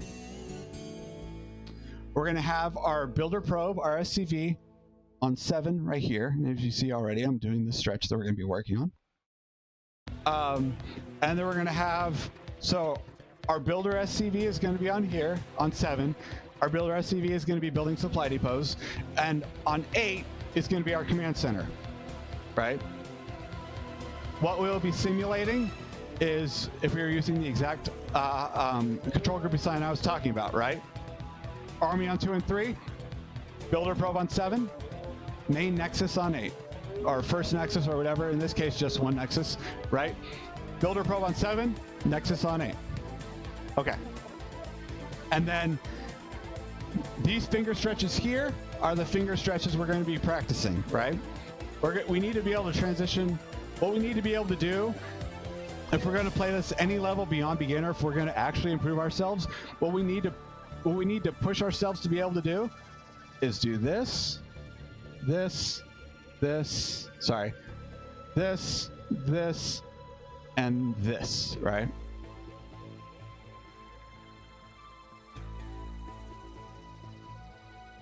Right, whatever. As you can see, now I don't practice with a full-size keyboard, but my brain's already trying to figure out how to work this. All right, so this is what we're going to be practicing. We're going to be practicing, mainly we're going to be practicing these stretches and moving in and out of these stretches. So that's going to be our game plan with this game, is to practice these stretches. And the way I'm going to try and reinforce these stretches, reinforce this practicing, building up this muscle memory, is I'm going to try and work a sequence here. The basic sequence I'm going to try and do is I'm going to go from, you know, using my Marines to command center, and then back to Marines, and then build a supply depot, right? Something like that. And then back to here, and then this, maybe like an A move, right? So I'm going to be doing like, I'm going to try and do like a sequence like that. And I'm going to try and do it slowly. So, I'm going to show you what the sequence looks like. I'm going to try and do it using this keyboard here. I'm going to turn it on, and then I'm going to pause it, turn the keyboard off, and I'm going to try and show you the sequence I was doing. All right, and I'm going to do it slowly, so we're going to be spending a longer time than normal doing this. But this is a game plan. This is going to be our game plan for practicing, right? We're going to be practicing a sequence of moving around the keyboard with hotkeys and finger stretches and stuff. Okay, so I'm going to start with moving this over here. The SCV is the cornerstone of our hostile environment construction and resource gathering operations. Roger that. In order to build a thriving Okay. colony, numerous SCVs are necessary. You can build additional SCVs at a command center. Permission to speak freely, sir. I'm 3, not sure you know what you're doing. If you're going to send us into 7. hostile territory and you want us to defend sorry. ourselves, then use the attack command. Bigger screen so you can see. If you want us to ignore enemy fire, Also, wait for the moon to stop to the spot lecturing you us. targeted, then use the move command. Now, which'll it be? Okay. Standing by. Are you done with your soapbox there, Charlie? Okay. Okay, so just so you can see it better, we're gonna put that on 2. Commander, We're gonna put that on 3. Actually, I probably should be using my pinky. There we go. give me something to shoot. 2, Commander, 3, reporting for duty. 7, 8. Right? Just be sure. Okay, so now I'm gonna move 2 over here, Let's move. move 3 over here, go to 7, Z, W, build a supply depot, go over here, Up and good to go. move you over here, Go.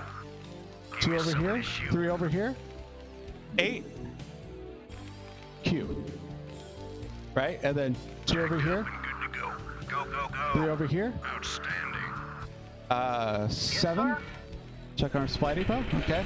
2 over here, Outstanding. 3 over here, Go, sir. Rock and roll.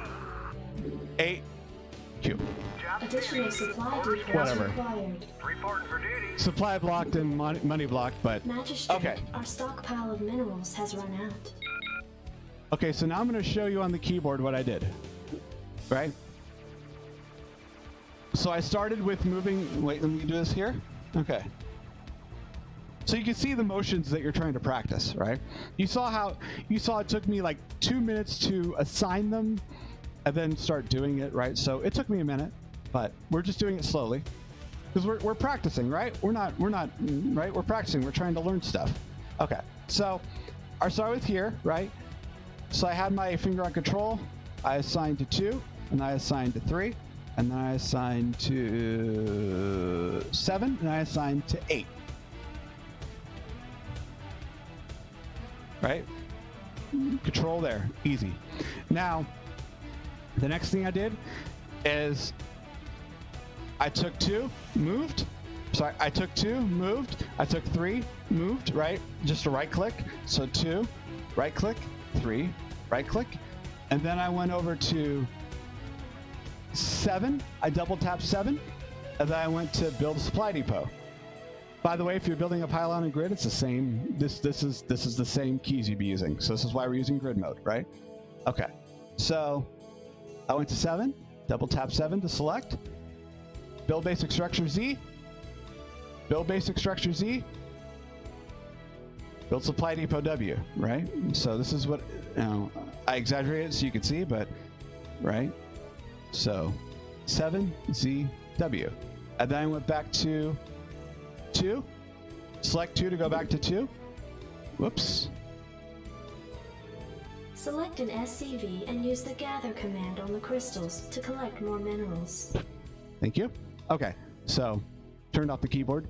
So then I went back to 2, and then or 3 or whatever. I went back to 2, moved 2, went back to 3, moved 3, right. So I went back to 2, right click, 3, right click, and then I went over here again to 8. I did double tap 8, and then I went over here and built an SCV Q, right? So double tap 8, Q. The built your RCV. And then I went back to 2.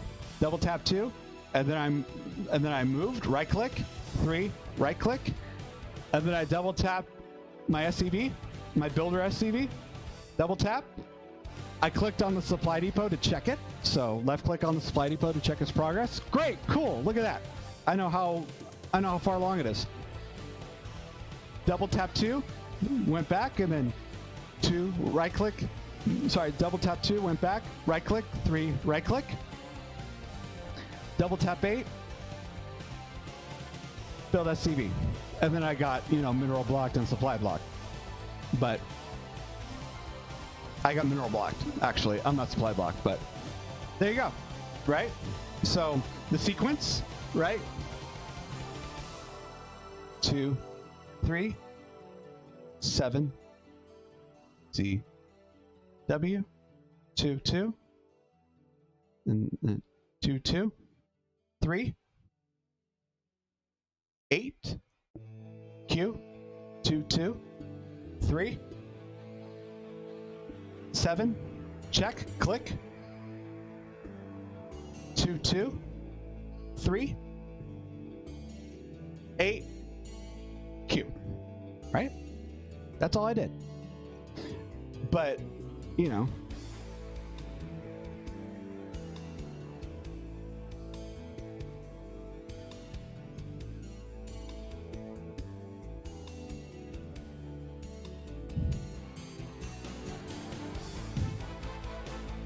that was the sequence that I did. And I did it very slowly because I'm learning. There's something how you could use this exercise to practice grid mechanics, right? Boom. There's your example. So I want to exit the mission.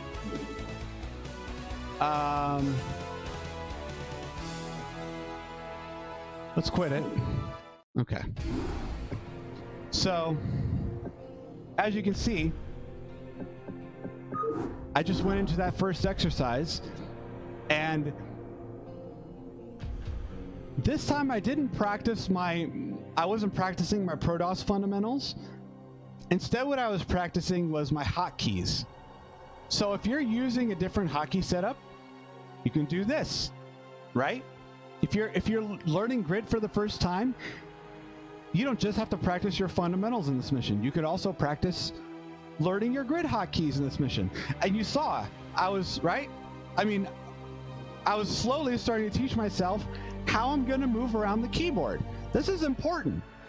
Now, like I said, most people, when you talk to them, they're probably going to say, I don't know how to do it. I'm just doing it. So you're going to be stuck. You're going to be frustrated, right? That's why I'm doing this. I'm giving you a strategy with grid. I'm giving you a starting point, a strategy that you can use to figure out how you're going to move around this keyboard. You need to know that. Especially if you're going to graduate to this game beyond beginner, you need to be able to play this game without looking at your keyboard. So, right? So, from the very beginning, Control 2 assign, Control 3 assign, Control 7 assign, Control 8 assign. Cool. And now, bounce to 2, move, 3, move, bounce to 7, build supply depot, bounce to 2, move, 3, move, bounce to 8, build an SCV, bounce to 2, move, 3, move, 7, bounce to 7, check, click on the supply depot, see how long it has left, bounce to 2, move, 3, move, bounce to 8, build an SCV. That was the sequence, and I'm going to try and do it again without. I'm going to try and do it again so you can see what it looks like, without calling out, right? So, from the very beginning.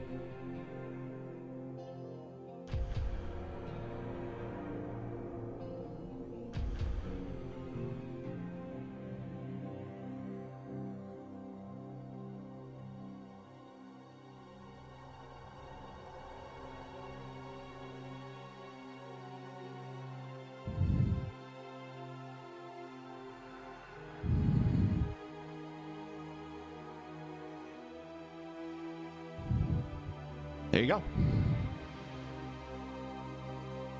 That's you saw it on the screen what it looked like, and now I went over a lot of what it will look like, and if you do it, you'll get an idea of what you'll if you do it, you'll start to get acquainted with how it'll feel, how it'll feel like moving across this keyboard, right? How it'll feel moving across this keyboard. Sorry, I'm trying to show you how it'll feel moving across this keyboard with Grid, right? So there you go. There's our game plan. We practiced something different this time. You can use these basic exercises for practicing a lot that you need to get good at as a beginner. So what we're going to do, we're just going to go back out. I'm going to we're going to close the game in a minute here, real quick here. So we're going to go to a brief intermission, and then we're going to start part 2 of this this video. I hope you found this helpful, and we'll be back with some more StarCraft. Okay, so let's yeah. So we'll be back. Let's quit the game. Okay, and we'll be back in a few minutes.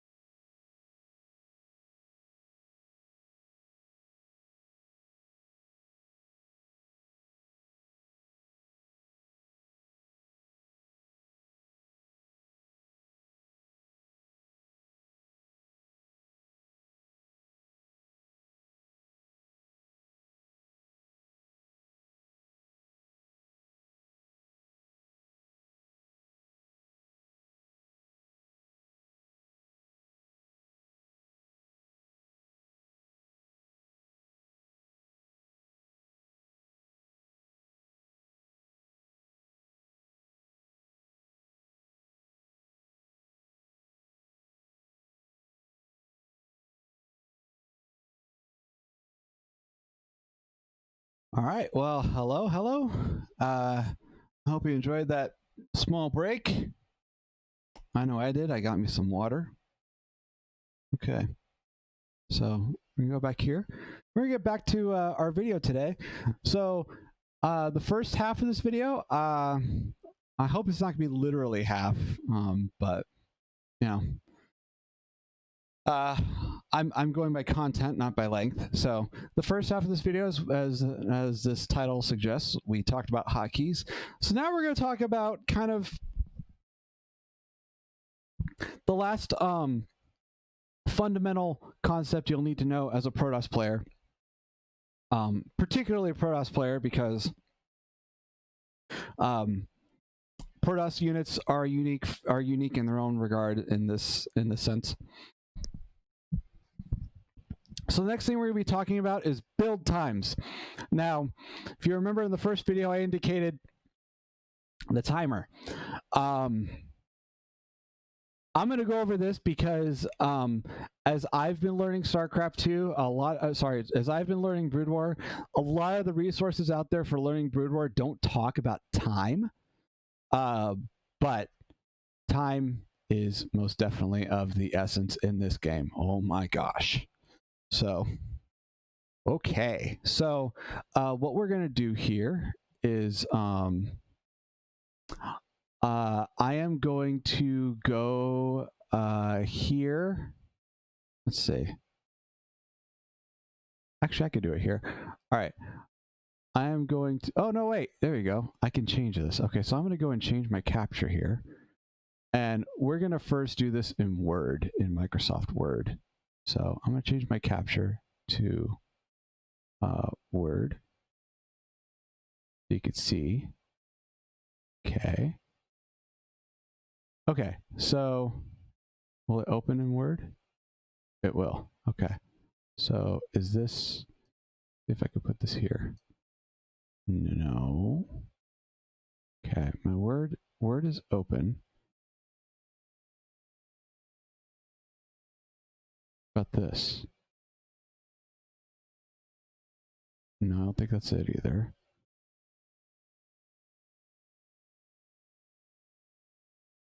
Let's do okay. Trying to so this is kind of I'm just figuring this out on the fly here. Okay, so what I'm going to do is I'm going to change it to, I'm going to put this here in the second monitor. Okay. And then we're going to go up here. Okay. So we're going to go to monitor 2. Really? No, not Twitch Studio. There we go. Okay.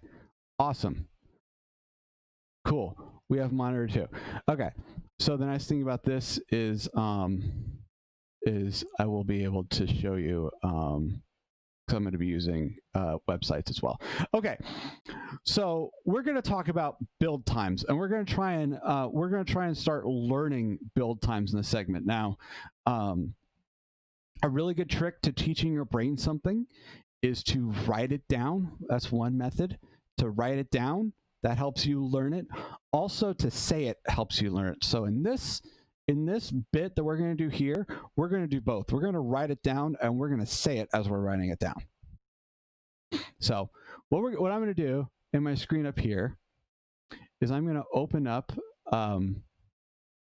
Team Liquid. We're going to use Team Liquid as a resource here. And let's see. Yeah, okay. We're going to use Team Liquid as a resource here.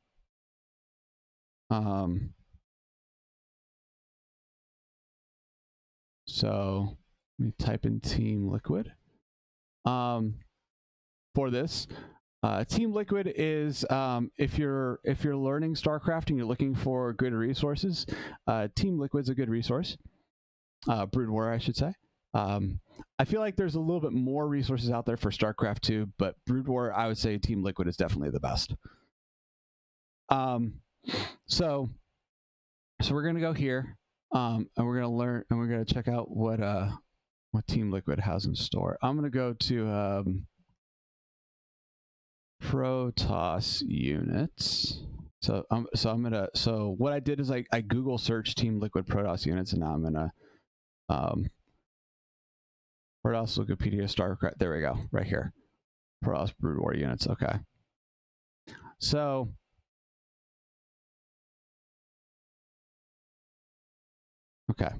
we're gonna go here, and there's an overview of their units.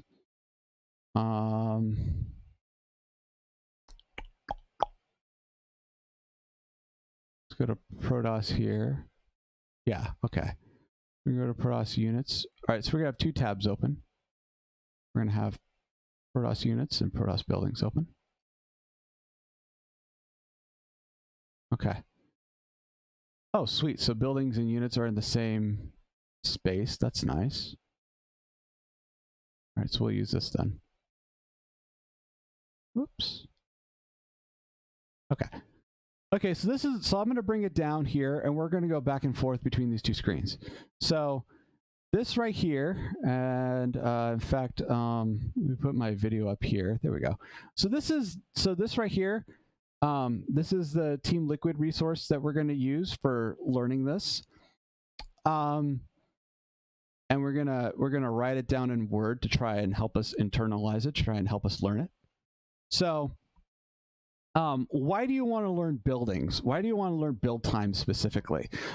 This is going to be one of the things where you're going to start transitioning. This is going to be one of the things you're going to need to learn when you want to start to learn. I mean, you want to learn as a beginner, but if you start to master build times, you will start to transition out of beginner and beyond beginner, because once you start to get the hang of build times,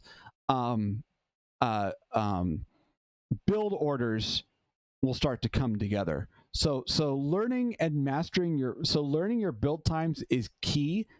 Wow. Okay, this is weird, but I'm just gonna have to live with it. So learning your build times is key. Mastering them is key to really starting to internalize build orders, because basically what a build order is it tells you build this specific unit at this specific time. And so build times is going to be one of the one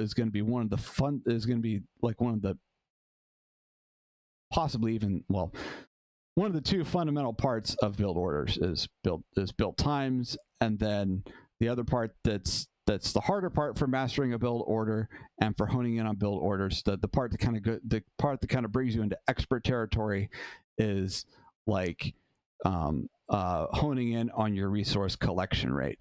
But we're not going to go into that. We're just going to go into starting to get into build times. So once you start mastering build times, you're going to start transitioning out of beginner and into intermediate territory, and really start being able to hone in more on mastering build orders. You're not going to be able to master them perfectly, because in order to master them perfectly, you need to have resource collection really honed in.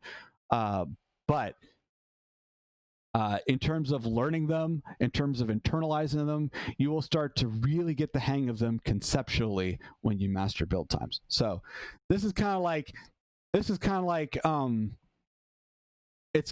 of like your transition period from beginner into intermediate is getting the hang of build times. As a beginner, the biggest build time that you really need to worry about, go to my big screen here. Okay, so as a beginner, the biggest build time that you really need to worry about mastering is this one right here.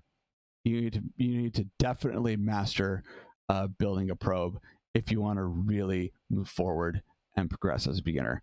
You need to master this build time for sure.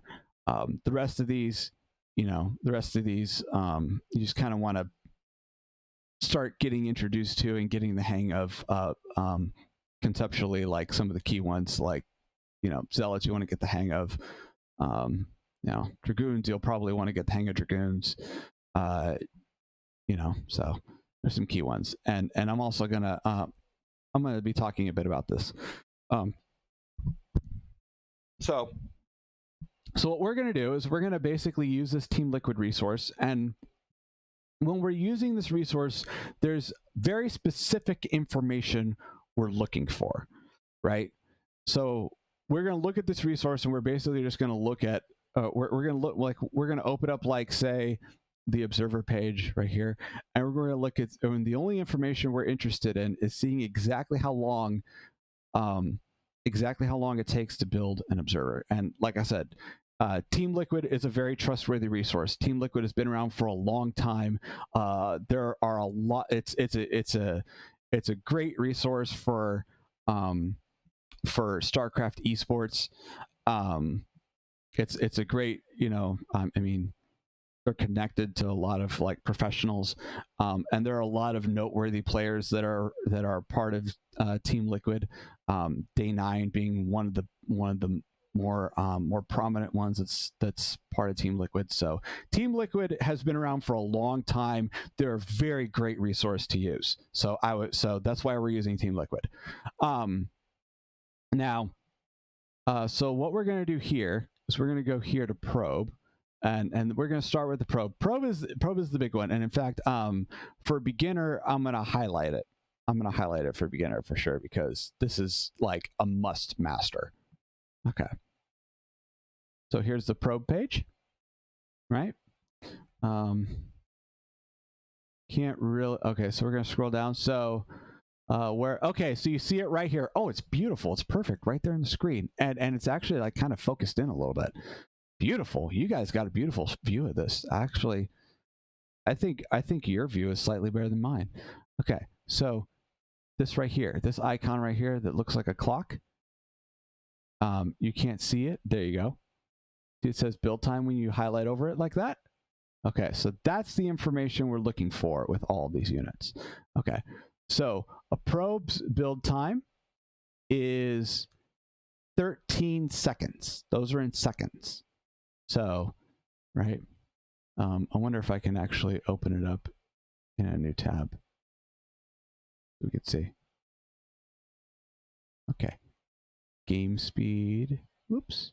I'm confusing monitors here. Okay, 300.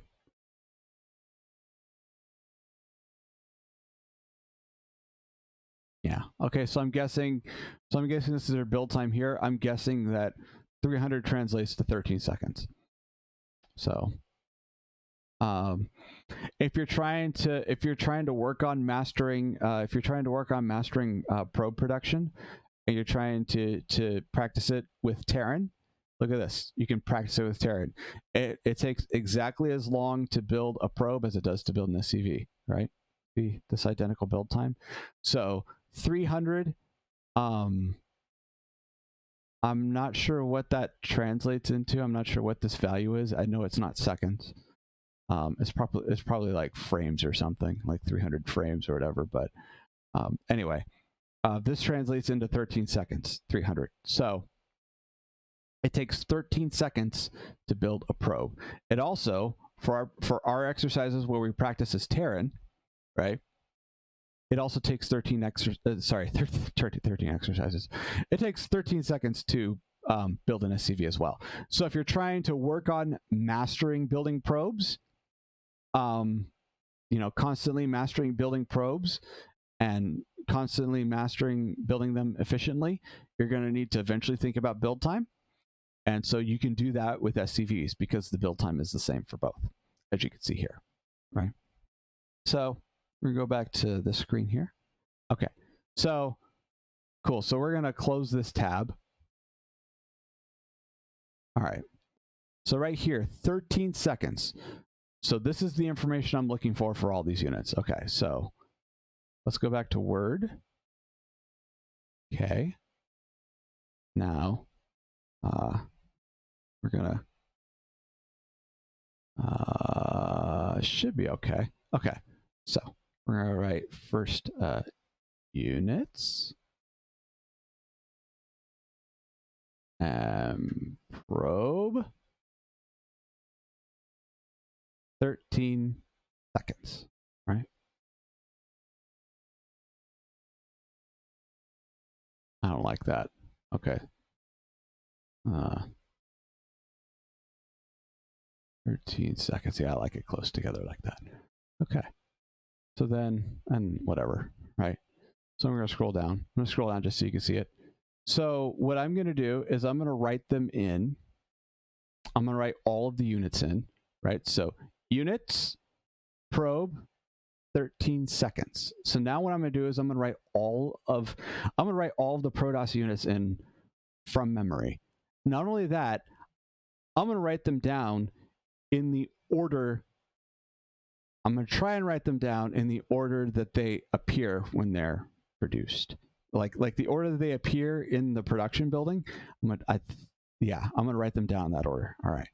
I think I'm going to be able to get. I think I'm going to be able to get all of them. Okay. So, but I'm doing this for my practice as well. Okay, for my practice as well. Okay. So let's bring my multi-device over here. Okay. So the first we're going to do is gateway units. Okay. Ready? All right. Sell it. Whoops. Holy crap. Geez, I'm making stupid typing errors already. All right. Sell it. We're not going to write down the build times yet. We're just going to write down the units. Dragoon. Damn. Dragoon.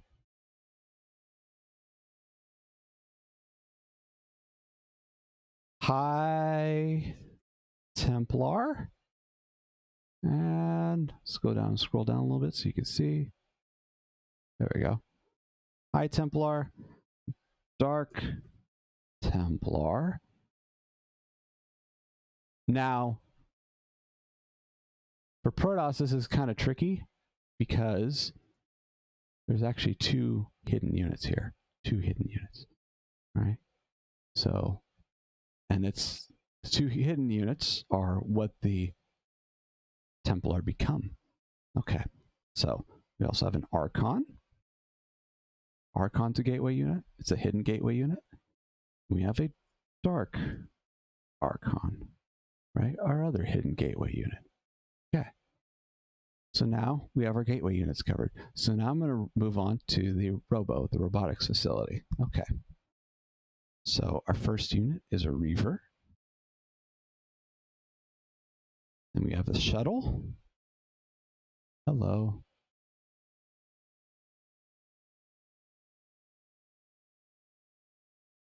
All right. And then we have an observer. Okay. And now we finally have our Stargate units. Okay, great. So our Stargate units are going to be right here. I think they should be able to generally fit in that screen. Okay. So our first Stargate unit is going to be a Scout. And a Corsair. And a Carrier. And finally, an Arbiter. Okay. This is good, right? What I did as I was writing this, and as I was planning out, what I did is I was writing this and I was planning out what I was going to write. In my head, I was literally visualizing, I was bringing up, in my head, I was accessing the pictures of not just the Stargate unit, not just the Stargate, not just the building, but in particularly what I was accessing, what I was bringing up in my memory is exactly the locations of where they, exactly the locations of where these units appear as they occur in the Stargate. And for example, the Stargate units, right? Whatever the production building is, the exact order, the exact sequence from first diamond, first row, all the way over. Exactly the sequence that they appear if you're going by rows in the Stargate. And in the gateway and in the robotics facility. That's what I was doing. Before I even started this, I was already in my head accessing that information. So I'm starting to have this information internalized. Okay. But I did this as an exercise, as a practice exercise to help me reinforce internalizing that info. Right? Okay. So let's go back up. Okay, so now we have our units here. So let's start with our gateway units. Well, hello. I guess that works. Okay, so let's start with our gateway units here. Just gonna go down the line. All right, let's open up Team Liquid. Go back here. Okay, so now what we're gonna do, just gonna go down the line here. There you go, see? Look at the order they appear. So Team Liquid is organizing this information by column. Oh crap, I forgot another hidden unit. Son of a stinker. Look at that, see? I'm still getting it. The first time I did this list, I forgot the Archons, but this time I also forgot the interceptors. So we're going to put the interceptors right here with the carriers. Interceptor.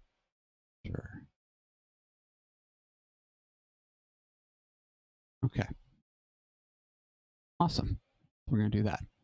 And now go to here again. Okay. So now as you see, gateway units. And in fact, Team Liquid's organizing the information in columns, but this is the exact order they would appear in rows, right? Right? Zealot, Dragoon, High Templar, Dark Templar. You see the motion I did with my mouse? That's how, like, I already have their location, how they appear in that production build. I already have that internalized. So here we go. So we're going to go just down the line. All right, so zealots. And eventually, the more you do this and the more you practice and the more you work on getting better, you too will start to internalize this information. And you too will just be able to just do what I did here, just access it in your memory, you know? Okay. So here we go. Look at that. Zealot, 25 seconds. Okay. Well, for now, we're just going to focus on getting the data and inputting the data. Since I have this stupid longer auto line, I'm just going to do that all the way through because I like uniformity. It's like you know, I like uniformity. If I'm going to do one thing one way, and mind you, we're only going to be looking. You see another build. Oh, you can't really see it, but there's another build time here that you can't see that we're not going to look at, which is upgrade build time, right? We're not going to look. We're only going to look at units and buildings for build time. We're not going to look at upgrades yet.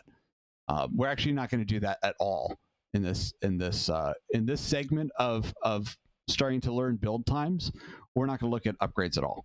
We're going to call this this is basically like an intro to build times, right? Upgrades, well, learning upgrade build times are like kind of like, you know, like the next step. So it's okay. We're just going to do the basics. We're just going to do units and buildings. The basics are already like, if you can learn the basics and if you can master them, you'll be in really good shape for build orders. Really good shape. So we're not going to quite learn upgrades just yet. Okay, so next gateway unit is the, let's scroll down here so you can see it, is the Dragoon. We're going to just bring up the Dragoon here. Get that right there, 32 seconds. Okay. Like I said, for now, I'm just inputting data. This is not my first time doing this procedure. What I did notice the first time I did it is I noticed patterns. But for now, I'm not gonna go into the patterns that I noticed. Instead, what I'm gonna do is I'm just gonna input the data. Right? High Templar, 32 seconds. Okay. Let's bring you up there. There you go. 32 seconds. And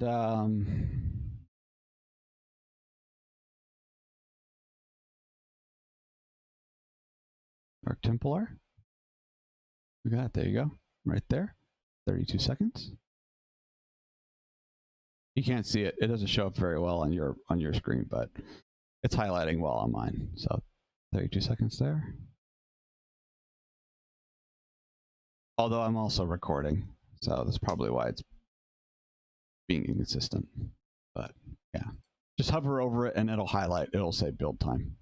So if you're not sure it's the build time, if you're not sure the clock icon is the build time, just hover over it with your mouse, and the words build time will show up when you hover over it.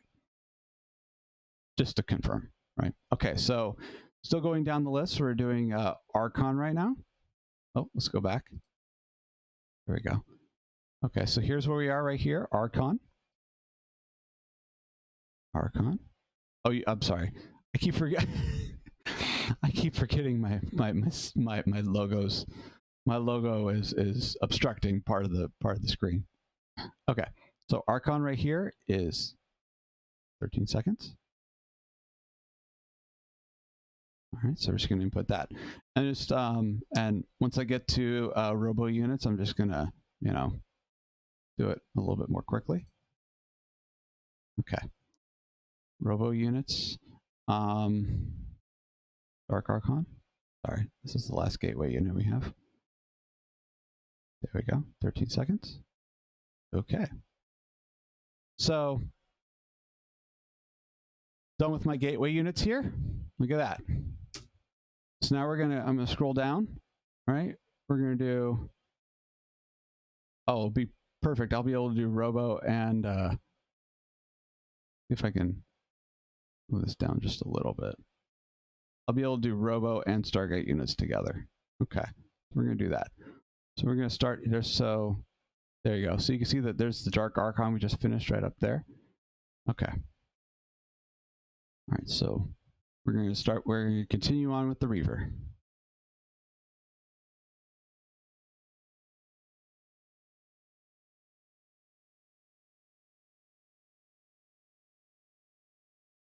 Come on. There you are. All right.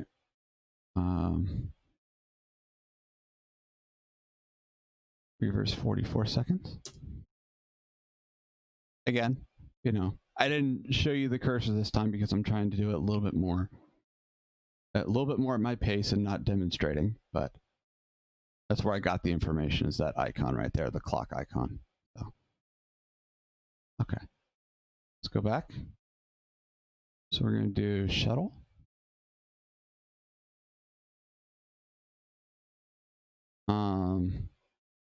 Oops, there it is. There's the info I'm looking for. 38 seconds. That's okay, You saw that I totally just flew across that page. It's okay. If you're learning, don't be hard on yourself. Just work your way through it. Okay. There we go.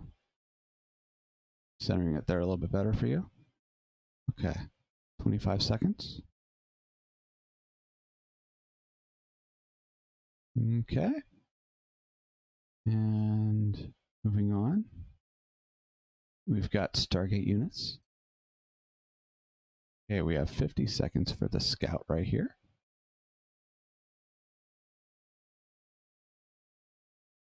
Seconds. Corsair. Next, we go back and look at the Corsair. There it is. There it is right there. 25 seconds. And as you can see, and I'm noticing this too as I'm looking through their page, it's not perfectly, their Liquipedia is not organizing their units perfectly according to how it appears in the production buildings. That's all right too.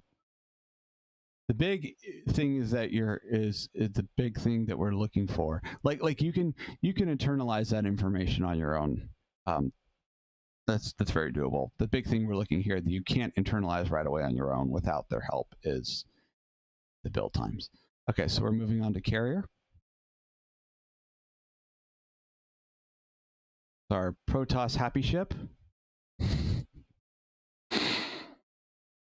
What was that again? 88 seconds? 88 seconds. Cool. 88 seconds.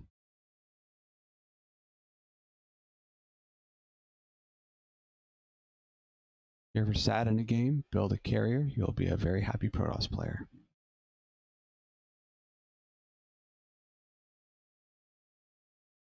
All right. 13 seconds for the interceptor. I'm going to go back and make sure I got it, but yeah, 13 seconds. Okay. And then finally, the unit that quite possibly Artosis' favorite Protoss unit, the Arbiter. Okay. 101 seconds.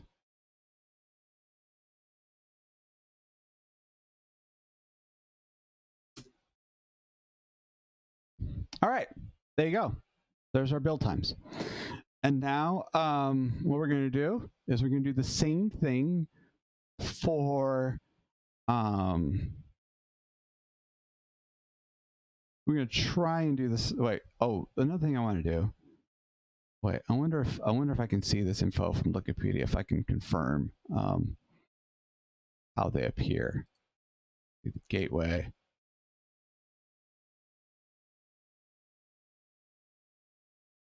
No. Okay, I can't. Well, let's look at the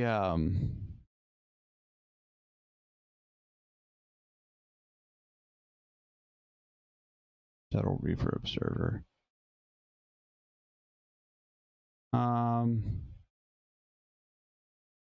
Stargate. I know Stargate. I know that. I know. Okay. Scout, carrier, arbiter, Corsair. Maybe that's wrong. Okay. Maybe this is right.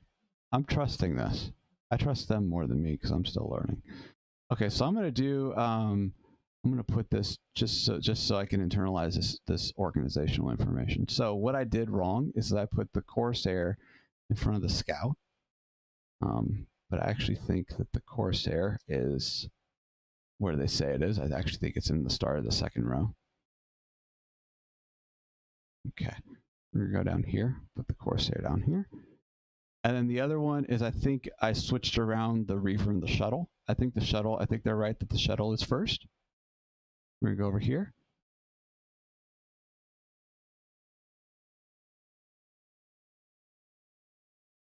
All right. Cool. So there we go. I did that for me. Hopefully that will help me remember. Okay. So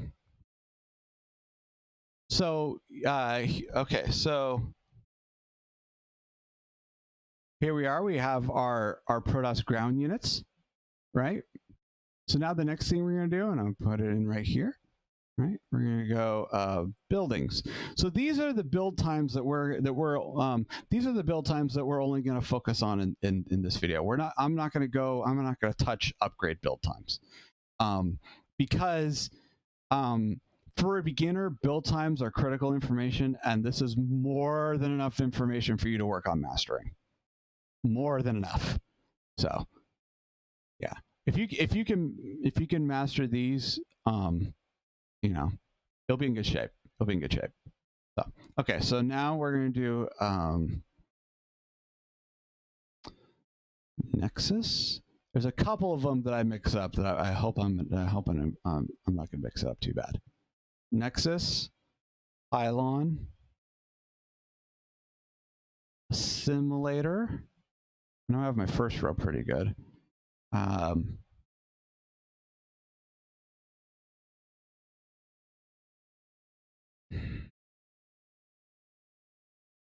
Okay, so this is where I start to mix up StarCraft 2 and Brood War because both of them have photon cannons and shield batteries, but they're not in the same location in either game.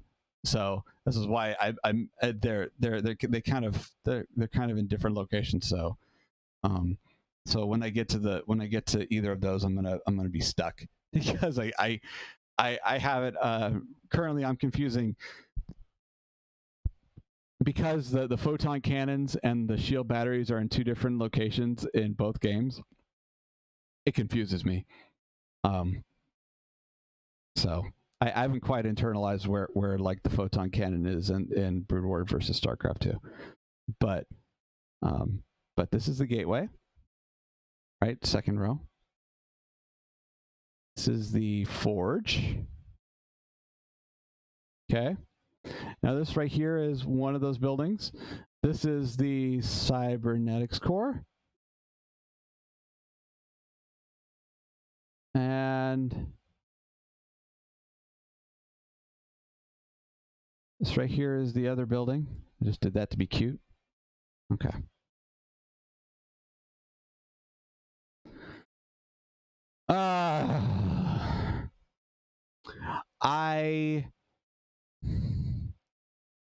I want to say that this is pretty logical. I want to say that this is the photon cannon. This is what I want to say it is. And I want to say that this, therefore, is the shield battery. When I say it's logical, you have to build a forge before you build a photon cannon. It's the prereq building, so... Shield cannon, look at that. Noob! Alright.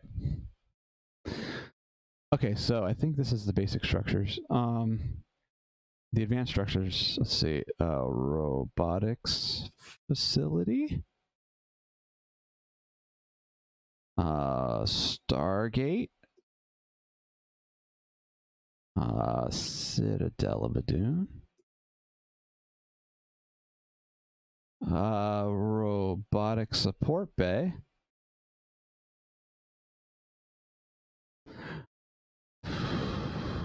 Fleet beacon.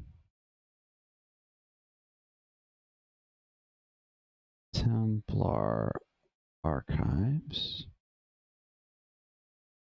Observatory. And Arbiter Tribunal. Okay.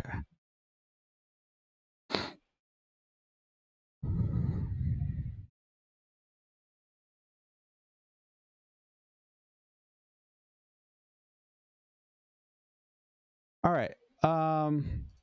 So we're going to go...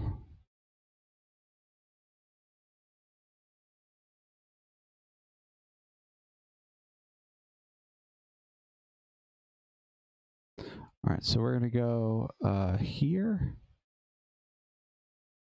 All right, Nexus here. Yeah, so here we go. Look at that. I think the rest of this was right. Yeah, see? Yeah. Look at that. I switched them.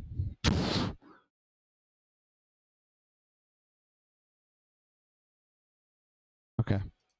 It's all right. I was kind of expecting that to happen. It's like,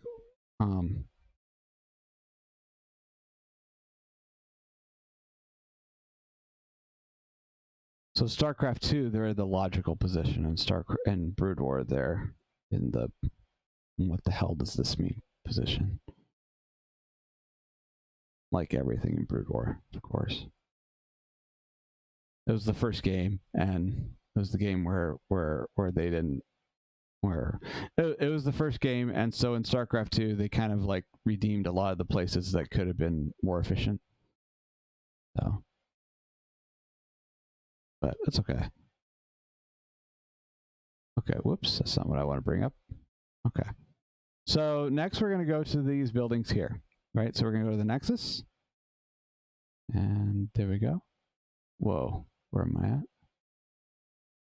There we are. Okay. So we see here. Let me expand it. Okay. There you go. There's a symbol we're looking for, the icon. All right. So this is 75 seconds.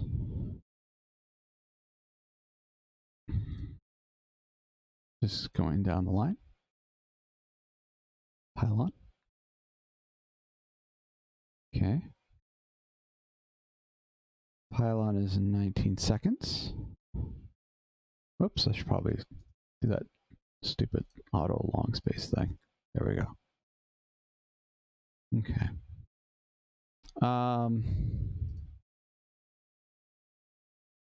Simulator. Simulator is 25 seconds.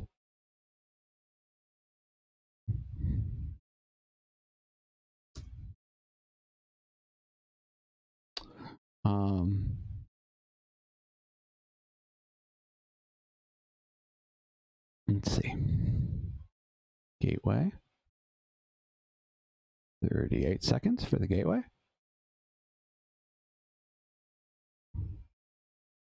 Okay. Move on here.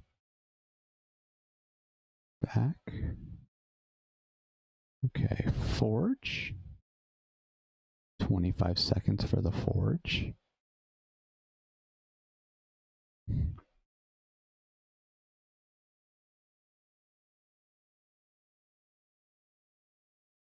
Go back. Shield battery. One of my weaknesses, well, I'm not going to go over that actually. I'm not going to say that. Don't need to say it. All right, 19 seconds for the shield battery. That's the important thing. The reason why I'm doing this. 19 seconds. Moving on. I don't know if you noticed, I do have a tendency to rant. So I caught myself from starting on an unnecessary rant. Sometimes ranting is okay when you're explaining, but not always productive. 38 seconds for the core. Yep, 38 seconds. All right. And our last basic building. Photon cannon. Oh, there it is, so you can see it better. 31 seconds. All right. And back to here, 31 seconds, right? Okay. Sorry. It's so confusing doing this on two monitors if you're not doing it mindfully. Like if your head's not in the game. It's actually kind of confusing. All right. Robotics facility. Robotics facility is 50 seconds.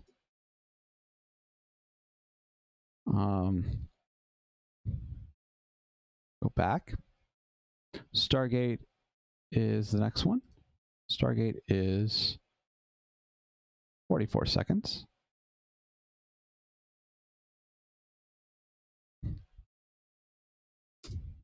Okay. Here's our Citadel of Adun. Our next one down the list.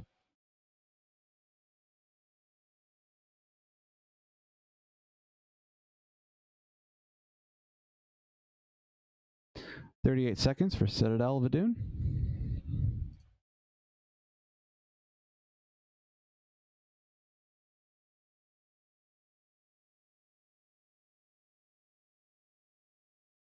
Okay. All right. Robo Bay is 19 seconds. Just do this item by item. Yeah, and I would encourage you to do this yourself. If you do this exact method yourself, you will help yourself internalize this information. It's give yourself every trick that you can muster to try and help internalize this. Do it, because you need to know this. All right.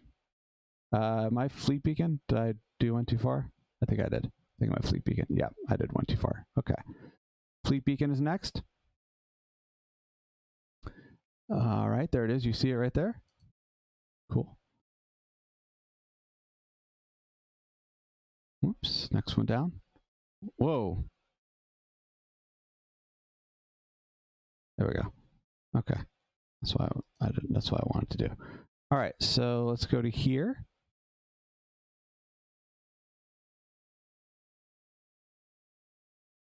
"38 seconds.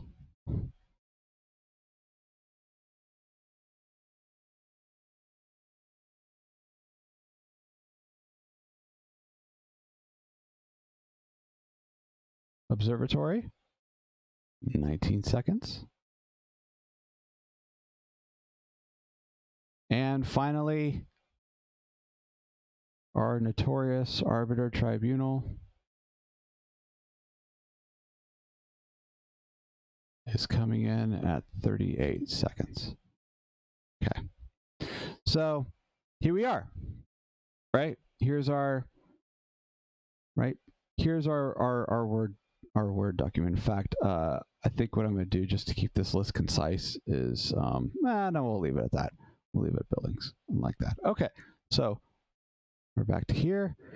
So here's our buildings. You can see it a little bit better, right? Do this. If you need to repeat this over and over to help you internalize it, do it over and over and over, right? This is information that you want to, you eventually want to be able to have some of this information stored in your memory banks, because when you as I said earlier, when you graduate beyond beginner, I would say about when you graduate beyond beginner is when you're going to start focusing on build orders a lot more. With beginner, you know, it'll probably wind up depending on who you talk to.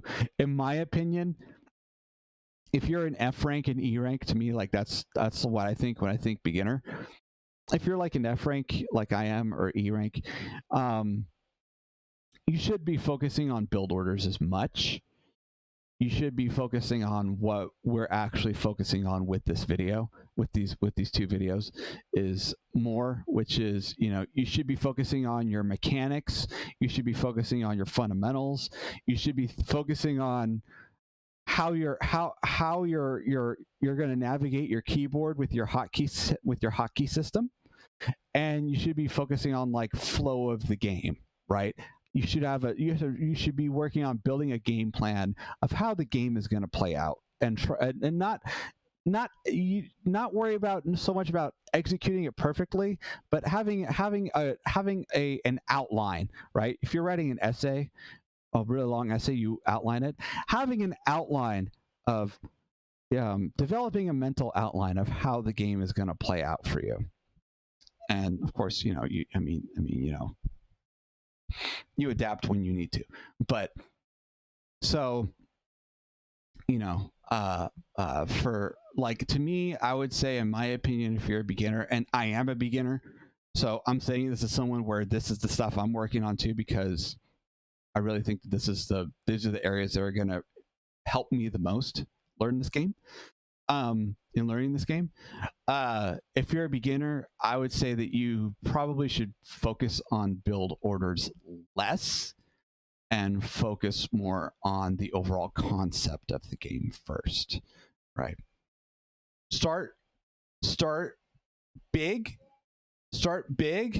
and then kind of hone in. Once you have the big part mastered, and you have that internalized really well, then start focusing in and honing in on the details, right?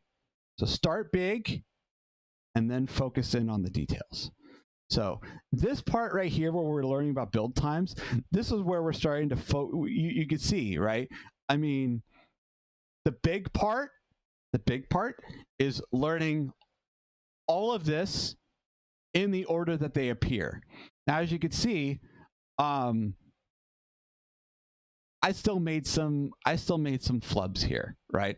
I flubbed the exact position of where the shield battery appears. I flubbed the position of where the photon cannon appears. I flubbed the interceptor, and I flubbed the position of the Reaver and the Corsair. I flubbed like five bits of information that I should have internalized. So I still have a little more to practice, a little more ways to go. But everything else other than those 5 bits of information, I got good. So, you know, I'm definitely further along than I used to be, but I still have some work. So, you know, it'll take you a while. But the big thing that you want to internalize is these bits of information, and specifically where you want to internalize is how they appear, right, in the building. You want to have that internalized so that when you need it, you just recall that information, right? Like, oh, need to, right? So I can recall a lot of this information, but I still have some work. Okay, so this right here, the listing the buildings and the units as they appear, in their production grid. That's your big thing, right? That's the big thing that you want to start working on. Once you're far enough, like I'm pretty far along in that. I did screw up on 5 bits of information, right? 5 bits of information, but if you look at that, if you look at all these bits of information here, there's a lot more than 5 bits. So 5 I messed up on with like, you know, more than 90% of them. I'm doing pretty good. I still have work. You know, I'm not out of the woods yet. I still have a bit of work ahead of me, but I'm doing good. So, you know, now, and you know, in my opinion, now is about the time when I should start thinking about some build times. And so, you know, I'm starting to just beginning. I'm in just the beginning stages of teaching myself build times. So yeah, so I'm doing really good on the whole picture, and now I'm just starting to focus in on the details, right? So that's what we're doing here. Now, if you're a beginner, I would say that probably if you're a beginner like F rank, E rank, the only one that you for sure need to master as soon as you possibly can, build time, you need to master, you need to have down pat. It needs to be like just a thing you do. It needs to be automated. The soonest one that you need to have mastered as soon as you possibly can as a beginner. I'm going to highlight it in green here.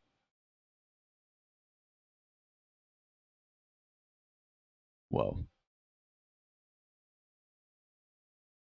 No, sorry. There we go. That one right there. As a beginner, as a noob, right? F rank, E rank noob. This is the only one that I would say. This one right here. Whoops. Hello. This one right here. This is the only one right here. I'm not doing this very gracefully. This is the only one right here. If you're an F rank, E rank beginner like me, that's the only one I would say it is absolutely critical that you master that as soon as you can. The probe build time of 13 seconds. That one you need to know. That one right there, right? That's the only one. That is the only one you need to know. Right? So, even if you're not honing in on build orders, you will, I guarantee you will, the difference between, there's a lot of games in F rank and E rank, right? The difference between winning the game and losing the game, the difference between a win or a loss is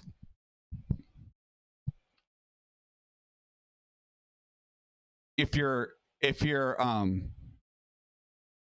building probes faster than your opponent, if you're building probes faster than your opponent is, you're probably, it's very likely you're going to win the game.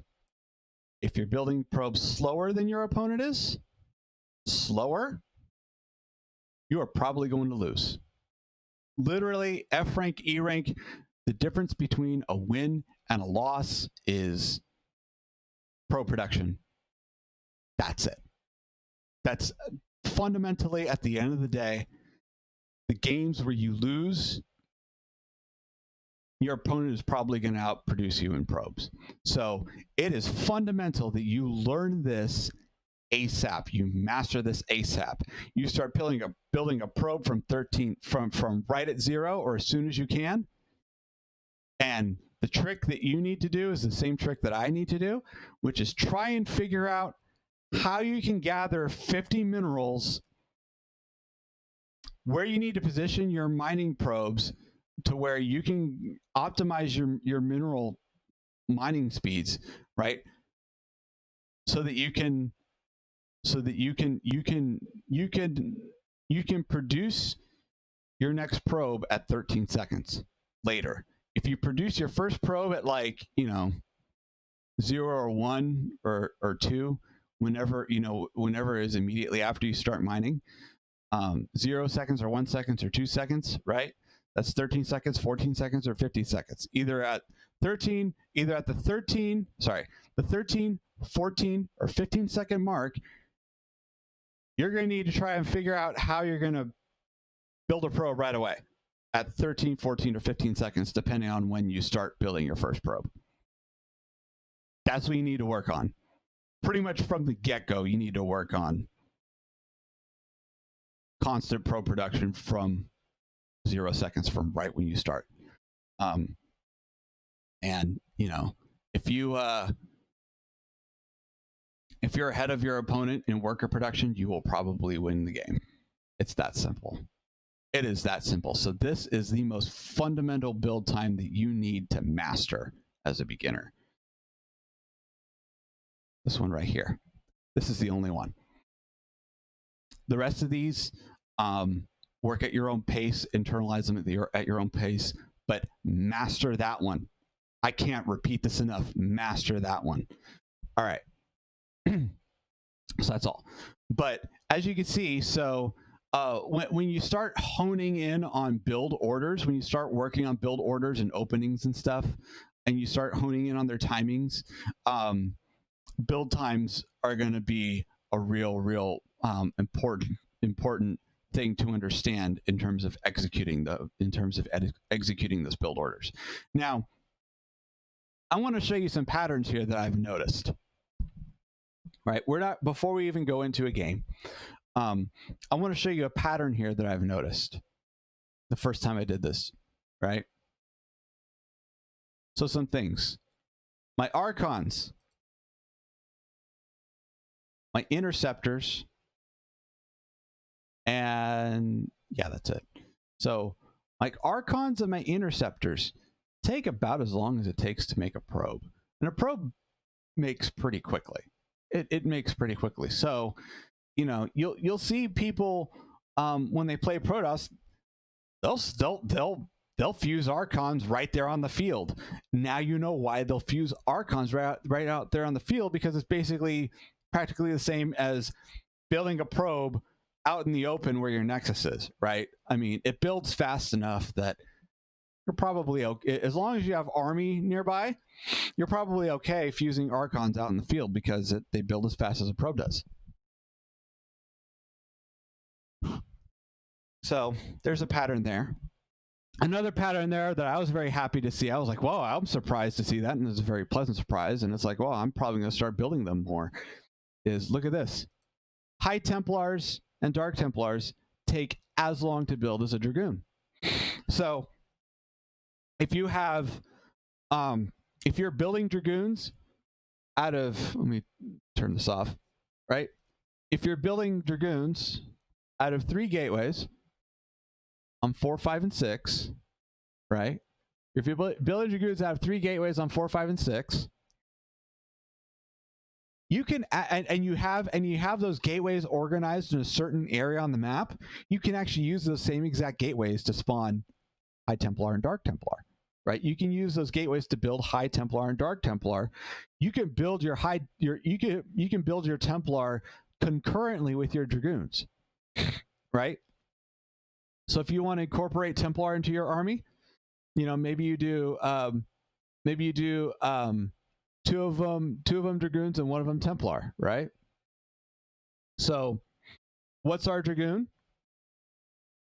Our Dragoon here is W, and our Templar here is E. Look at this. Right?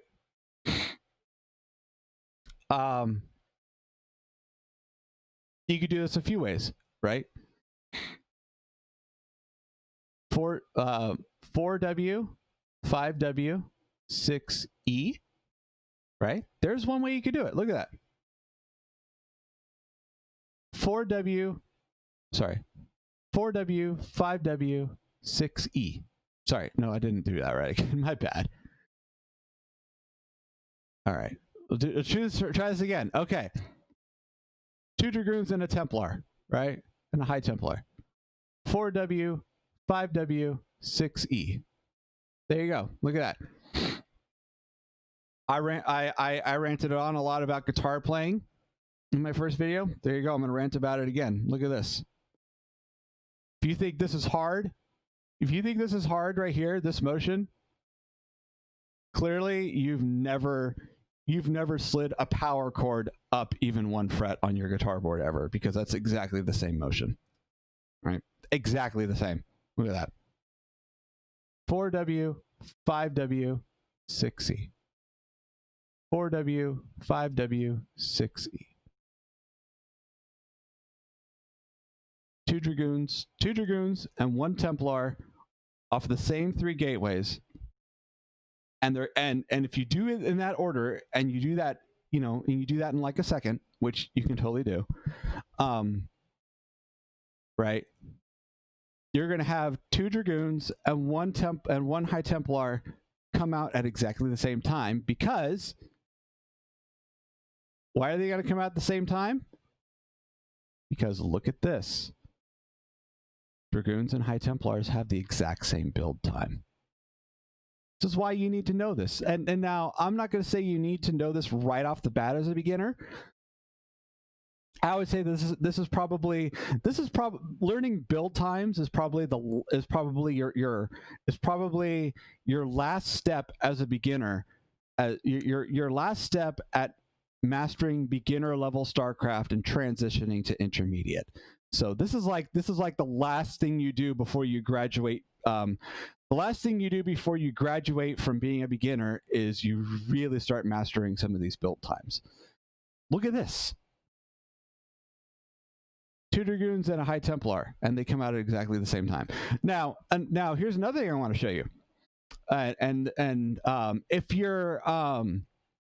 If you're familiar with current standard PVZ strategy, current standard PVZ strategy is to build Zealots out of 1 gateway to get a really fast Stargate, and then to build Zealots and Corsairs, right? And also, of course, constantly produce probes underneath that.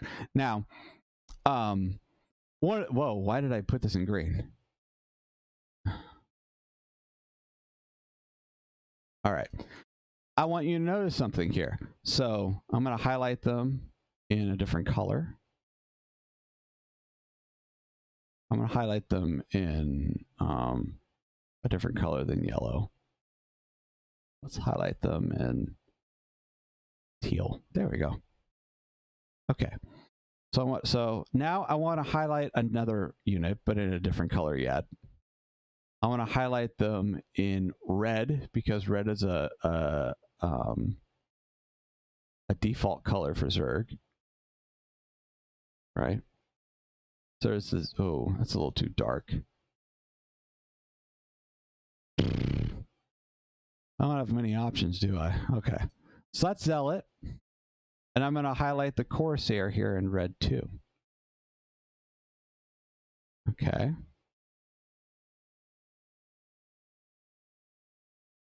All right. And then what I want to do is, I wonder if I bold this, will it show up if I bold? Oh yeah, it shows up a bit better. Let's see if it shows up better on the bigger screen. In bold. Oh yeah, that shows up beautifully. Okay. So we're going to go up here and bold this. So now if you will notice right here, and I'm sure, I am absolutely sure, because Bisu is a pro and he knows his stuff with this game. I'm sure that when Bisu started executing a long time ago, before it became standard, when Bisu first started executing Protoss, building Zealots and Corsairs as Zerg, I will almost be willing to guarantee you that Bisu did it knowing this. Knowing what I'm about to show you right here that I noticed. Because he's smart and he knows the game, right? Look at this. Look at the Zealot. Look at the Corsair. They build at exactly the same time. So if you're building a gateway and you're constantly producing Zealots, and you're building a fast Stargate, and then you're constantly producing Zealot and Corsairs, guess what? Your Zealots and your Corsairs will finish at exactly the same time. I guarantee you, that was a huge factor as to why Bisu chose that opening build. Now, I don't know how many people who studied his opening build also made that connection, but I guarantee you that's why Bisu did it. One of the big reasons why he did it. Look at that. I can get Zealots and I can get core. I can screw up their Zerglings and their Hydralisks, and I can screw up their Overlords from units that produce at exactly the same time.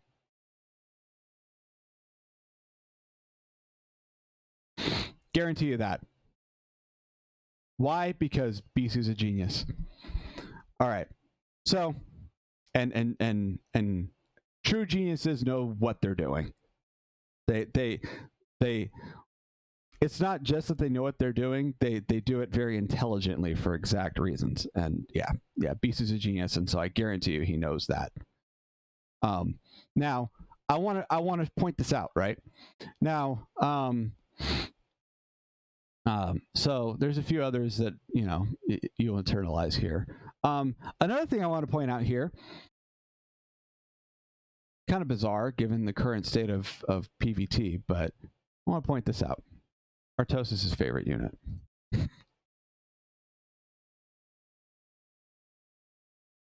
I watch Artosis and Tasteless streams as much as I can.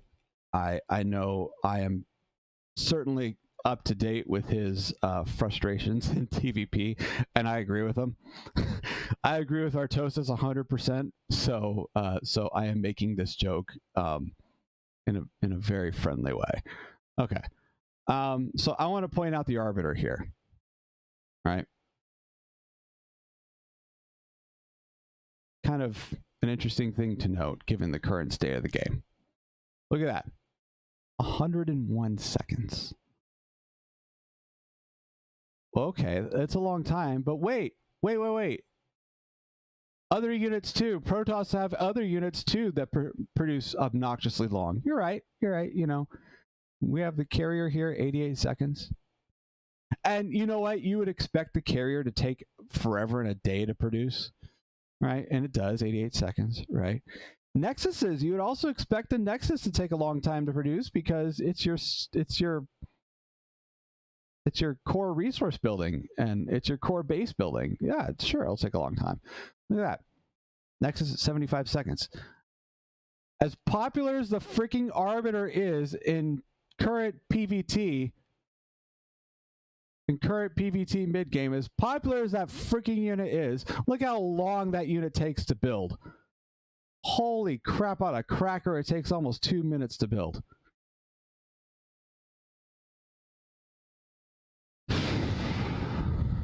Interesting, very interesting. I don't quite know what to make of that. That, you know, the current Protoss mid game, what seems to be the current standard Protoss mid game across BNet is revolves around the single longest producing unit of all of the Protoss units. That of every single Protoss unit that you could possibly build, the current standard PVT revolves around the single longest building unit. I don't understand it. Doesn't make any sense to me. To me, this makes sense as a unit you would want to build up to. You would want to progress up to. Like maybe you would want to build this off of 3 or 4 bases, but 2? Come on. Makes absolutely no sense. I don't understand it at all, but nonetheless, it seems to be the current standard PVT is, you know, centering around the longest building unit. Have to wait 2 freaking minutes for this unit to build. So anyway, interesting thing to point out there. But I'm not going to encourage you to do that as an E-rank player because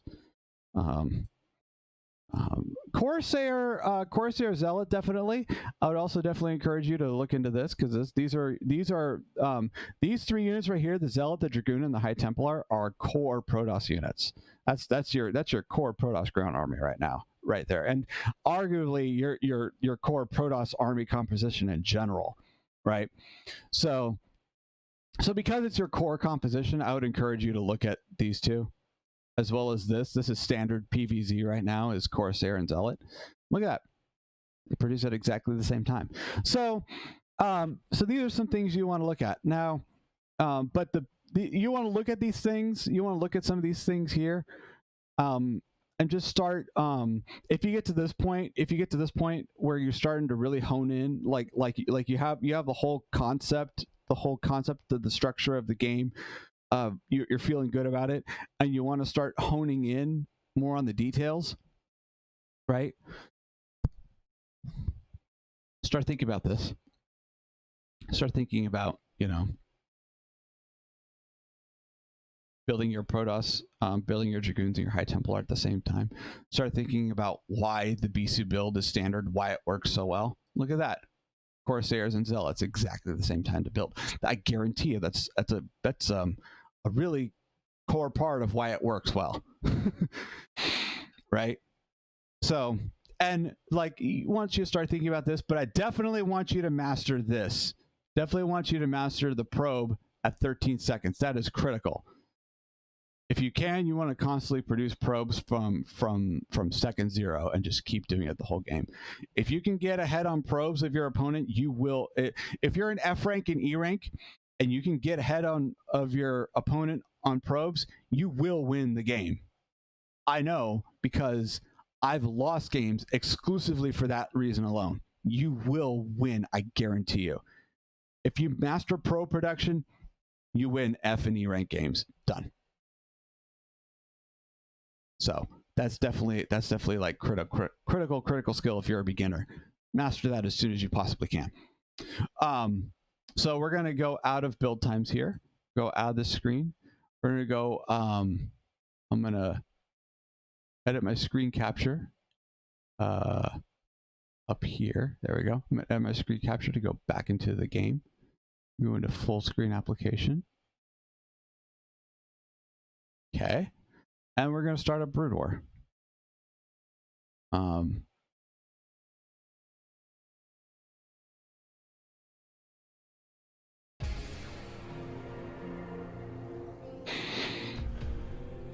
We're going to start a Brood War, and what we're going to do is we're going to play this. We're going to play on. We're not going to do the campaign. The reason why we're not going to do the campaign, hold on a second. I got to alt tab out of this. Got to alt tab out of this. Get my broadcast software here. All right. So what we're going to do, I'm not going to do this too much. I'm just going to try and get you started on it. We're going to go into expansion. For this exercise, we're not going to practice. For this little bit, for trying to start thinking about practicing build time, this exercise, this brief kind of, like exploration exercise, it's not really to reinforce, but it's to explore it a little bit. We're not going to go into the campaign. What we're going to do is we're not even going to go into original. We're going to play Brood War. And we're going to play this as Protoss because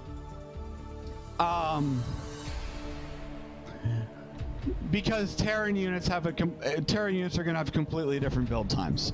So once you start getting into build times, you really need to. Once you start working on trying to learn build times, you really need to practice on Protoss specifically. If you're working on basic fundamentals of exploring with an army and macroing and stuff like that, you could do that with Terran, because that really, it doesn't matter specifically the units. What matters is more that you internalize the fundamental concept and you learn the mechanics. You learn the physical side of it and you internalize the fundamental concept. That's really what matters there. So it doesn't matter if you play Terran or not, but those specific Terran missions work on those specific Terran missions as warm-up exercises. They help you they help you internalize and hone in on some of those basic skills that as a Protoss player are particularly important to you. So what we're going to do now, though, is different. This is not an exercise. This is sort of, like I said, we're going to explore some of what we've been looking at, right? So what I'm going to do is I'm going to open up Brood War here. And we're going to do a custom game. I'm going to put some cheat codes on because we're going to deal with AI, and AI is kind of dumb. So I don't want to die to dumb AI, so we're gonna put some cheat codes on, and we're gonna try and put ourselves in a position that will be okay for about 15 minutes or so. So we're gonna do that. Before I do that, though, my throat's a bit dry, and I haven't drunk water at all for the past hour and a half.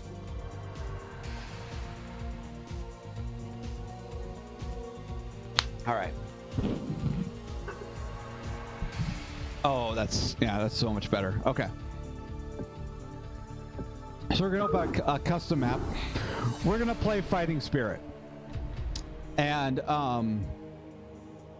I would recommend, if you're not going to practice the campaign, if you're going to practice the ladder maps in offline mode, I highly recommend that you practice a lot on Fighting Spirit. In fact, I recommend that you pretty much only use Fighting Spirit for offline practice, because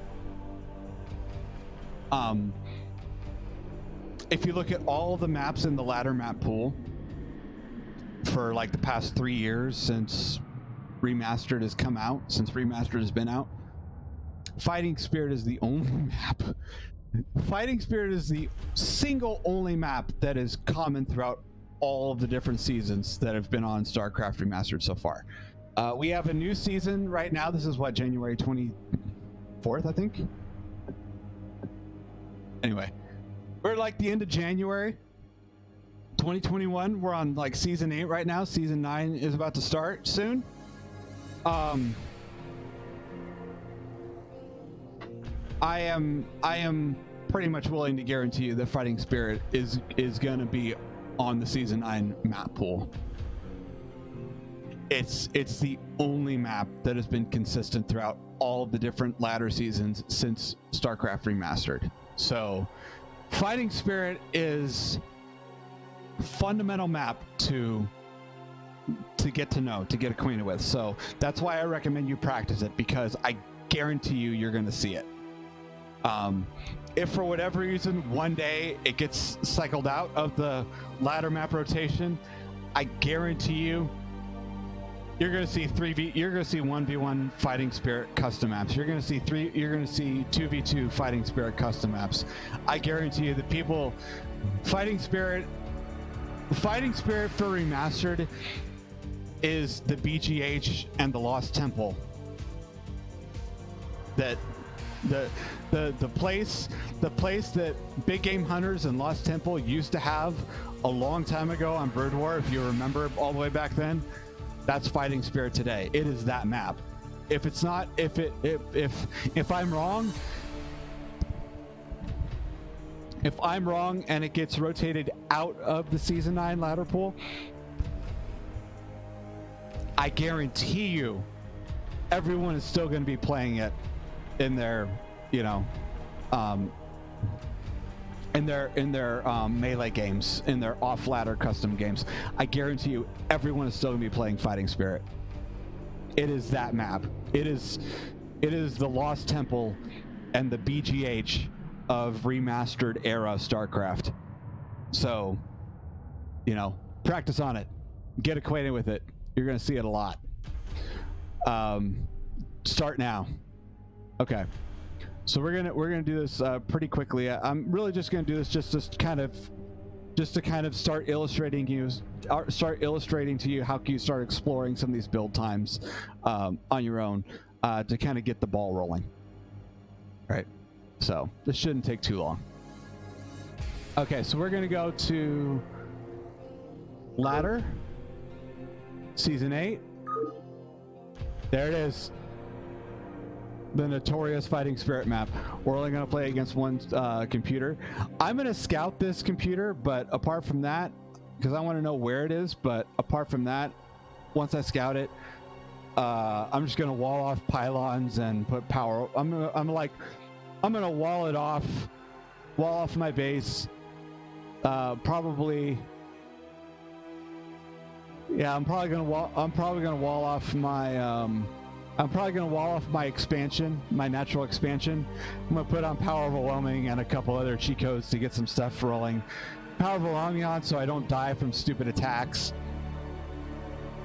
And you know, and then we're gonna explore build times for very briefly. All right, so here we go. So we're Protoss. We're gonna play as Protoss. We'll play as random. We'll just scout it out. All right. All right. So before we even start, I'm gonna put on. All right. So I just told you our game plan, right? We're gonna scout the opponent, and then we're gonna scout the opponent. We're gonna wall ourselves in, make it so the opponent can't come in and like, you know, do damage to us. We're gonna keep our opponent out of our base, and we're gonna put some. So we're gonna keep our opponent out of our base by putting on power overwhelming. So doesn't matter what units they attack us with for a long time, they won't be able to do anything. We're gonna put on Operation Seawall and Show Me the Money so we can build some buildings up, build some structures up. Some basic structures, and then we're going to take off Operation Seawall.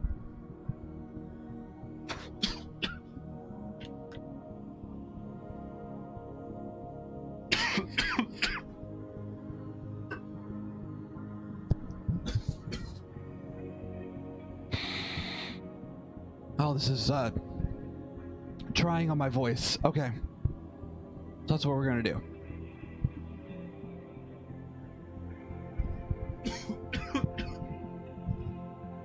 This is hard, man. Oh, this is hard. I recommend you warm up your voice before you do something like this. You're seeing what it's doing to my voice. Okay. Here we go. Oh, sorry. First I'm gonna put in cheat codes.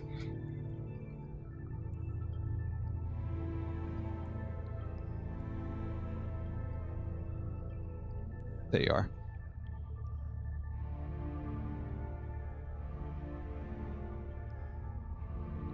Oh, my keyboard's starting to do it. That's so annoying.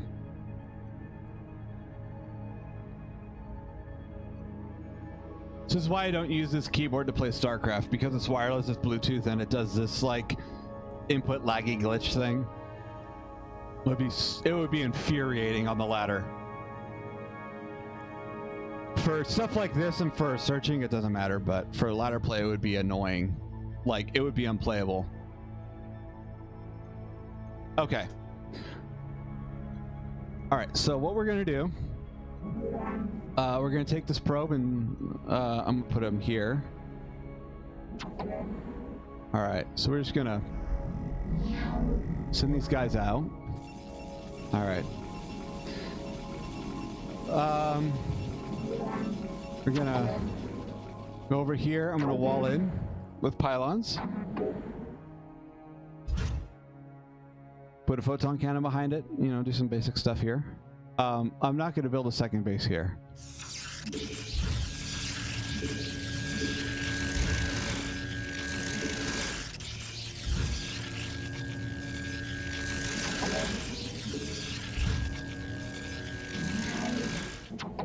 Oh, there you are. Look, I found him. That is a Protoss.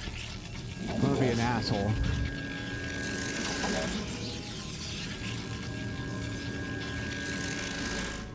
There we go. All right. We'll put this guy kind of over here for now. So I found him right away, which is nice.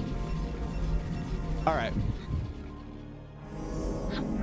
So we're gonna all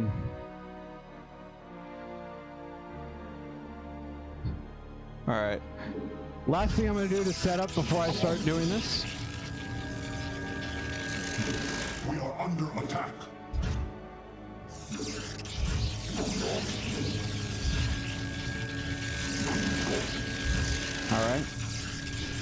All right, so the first thing I'm gonna do, I'm gonna explore that thing I was talking about earlier, where you're building dragoons and High Templar at the same time. We are under attack.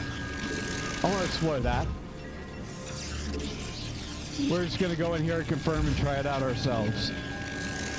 There's our 3 gateways. I'm also gonna do down here. Let's actually do it up here. Let's build another pylon here. So, I'll put it on 7. Actually, you know what? No, I know what I'm gonna do.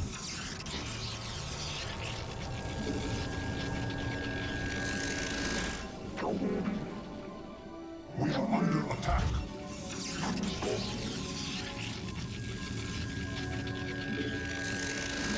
Okay. Okay. So now we're gonna take Operation Seawall off. All right. So now what we're gonna do? We're gonna we're not gonna put these 3 on one. What we're gonna do is we're gonna put this one on 1 hotkey, and then we're just gonna move sequence over, right? So we'll put this on 4. I'm gonna put this on.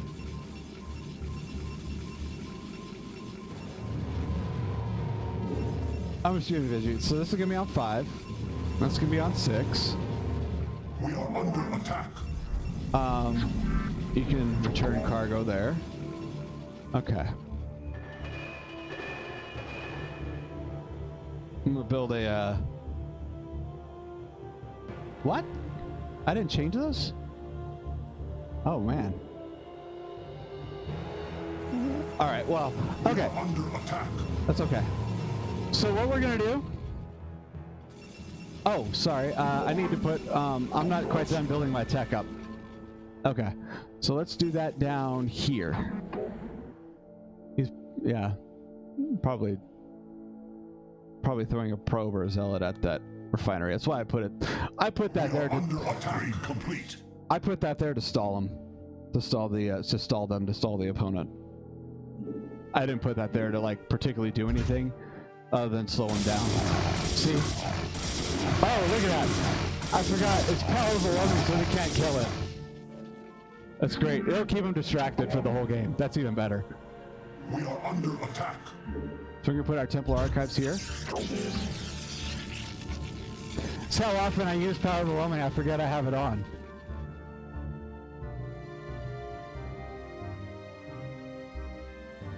So. Okay, so we're just gonna try an experiment now. We are under attack. Some interesting things here before I go into the game. Some interesting things here. So we know some bits of information that we're about to explore here. We know from these gateways here, if we produce this unit, and this unit at the same time, they should finish at the same time. They should all pop out at the same time if we're doing it pretty, consistently, right? So these 3 should build at the same time. Now, this unit and this unit should also build at the same time. Interestingly enough, as well. So, 2 of these. Sorry, if you build these at the same time, that's 25 seconds. If you build this, 2 of these at the same, 2 of these, and you're on top of it, 2 of these in a row, that's 26 seconds. So if we're on top of our macro, and we start this, and this at about the same time, all 3 of these units should pop out at about the same time. Now, I'm not going to do it that perfectly, but they should all produce pretty close to each other, right? So this gateway, I'm going to put the gateway on 3 to keep it easy. Actually, no, you know what? I'm going to put it on 8. I'm going to be normal and put it on 8. I'm gonna put I'll put this on 3. Right, this doesn't matter. I'm just gonna go over here. This and that. So this, with that on 3. We are under attack. With that on 3, I can keep tabs. Right, with the assimilator on 3, I can keep tabs on what the Protoss is doing. Right. So the Protoss is not getting gas. They're only getting minerals. They're not building dragoons because basically what I did is I screwed up their build order. And the way the AI in this game works is that if you screw up its build order, it's gonna stall. It's gonna stop it completely. So I screwed up and disrupted its build order, so it's not continuing onward because it doesn't know what to do. It's not doing what a human player would do, which is, okay, I gotta do something different. Right? So that's why I did that. And with power overwhelming on, it can't kill it. So it's forever stuck. So Under attack. So if you're trying to practice against a computer, there's your strategy for stalling the AI, and writing attacks out of your worries. There you go. I'm never gonna worry about it. Okay. So we can just have you mine here. So we're done with you. We are under attack. So the first thing we're gonna explore, we're gonna try and confirm, is the Dragoons and the High Templar, right? So 4W, 5W, 6E. And in fact, actually, I don't know. Yeah. 4W, 5W, 6E is what I'm gonna do. All right. We are under attack. Whoops.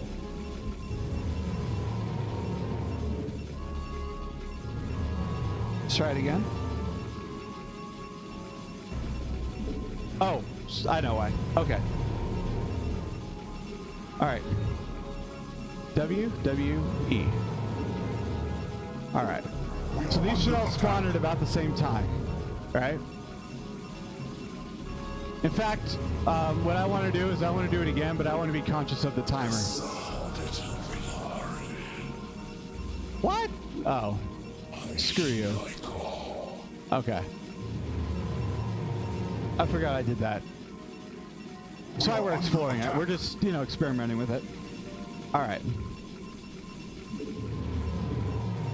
There you go. Did those at about 10 minutes.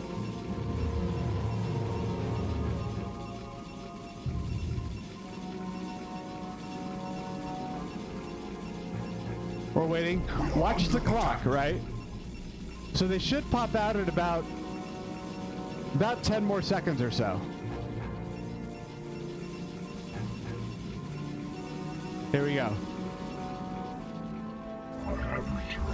Okay. So there you go. Right? These all produce at the same time. So that's that wait time, that time right there, 32 seconds. Let's do it again. All right. So what I'm doing for this, I don't have these two hotkeyed. So what I'm doing is I'm going to bounce to this using 4. And then select W, select W, select E. Right?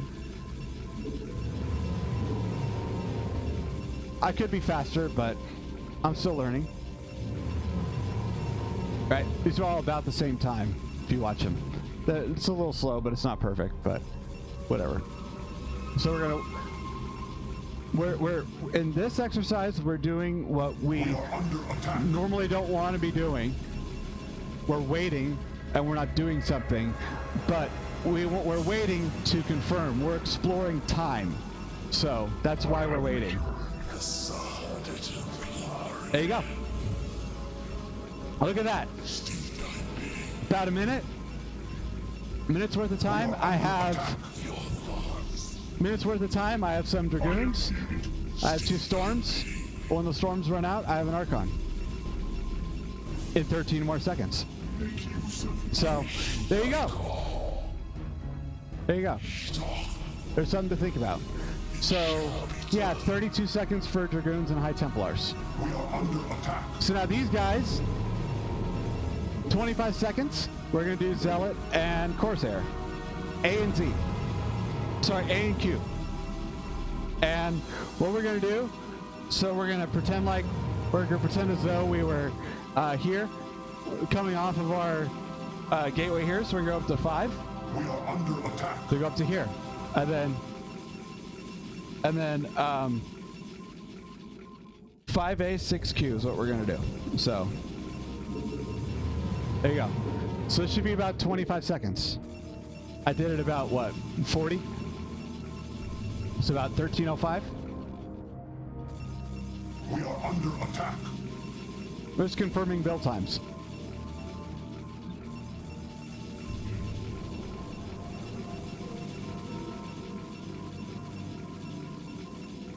There you go. Look at that.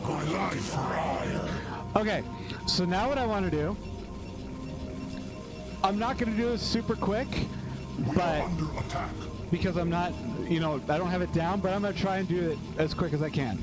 So I'm going to go 5A 6Q again, and I'm going to go to 8 and 8, right? So I'm going to start here at 5. I'm going to go 5A. So I'm going to do A 6Q, right? So I started 5A, 6Q, 8Q. So 5A, 6Q, 8Q is what I'm going to do, right? And this should finish, and then I should start another one, and then these should pop out, and then shortly after the second probe should pop out. So we're going to confirm that in the space that it takes to build. In the space that it takes to build a Corsair and a Zealot, we should in about that same time, we should be able to produce 2 probes, right? We're going to confirm these build times here. All right, there we go. All right. Go from here. We are under attack. 5A, 6Q, 8Q.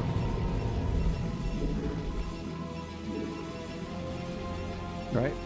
We're going to check them. I'm just spamming 5, 6, and 8. Spamming, cycling, whatever. I'm watching them, right? Okay. One of them's looking like there. There's my probe. What? Oh, I'm hitting the wrong key. Damn it. I want to do that over again. All right, let's try that again. I was bad. All right. 5A, 6Q, 8Q.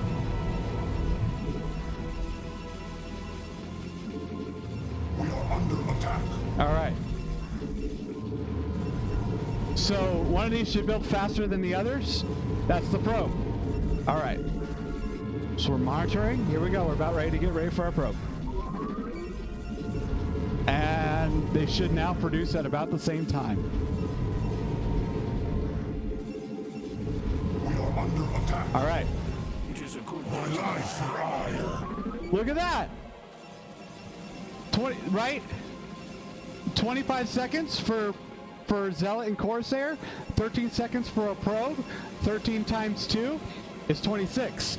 So in the space it takes to build a Zealot and a Corsair at the same time, you should about be able to build 2 probes. And we just confirmed that. We were just able to do that. So there you go. If you ever practice as Protoss offline in single player, for whatever reason, doing this, mapping out builds, whatever, I recommend you play this map, Fighting Spirit, because I guarantee you will see it a lot. You will see it a lot in Brood War, so practice it. Get familiar with it. Know it. All right. So we're gonna go back to here. So I'm gonna get out of this game here. We're gonna get out of the program too. We're just about done here. All right. So as you can see, with this last segment, we kind of confirmed some of these build times with the pattern we saw in our document. Again, the only build time, if you're starting out right away, ASAP, I would memorize probe build time. But the others, what we were doing now, what we were exploring with Dragoons and Zealots and Corsairs and High Templars, that stuff. I wouldn't do that so much right away. I would do that after a while when you've got a lot of the fundamentals, of playing as Protoss and the mechanics down pretty well, and when you have an idea of how your games are going to be mapped out. You know, once you got those core things that are really critical to work on as a beginner, once you got those down, then then you can start experimenting more with build times and stuff. But once we do build times like this, we start graduating into intermediate level ability.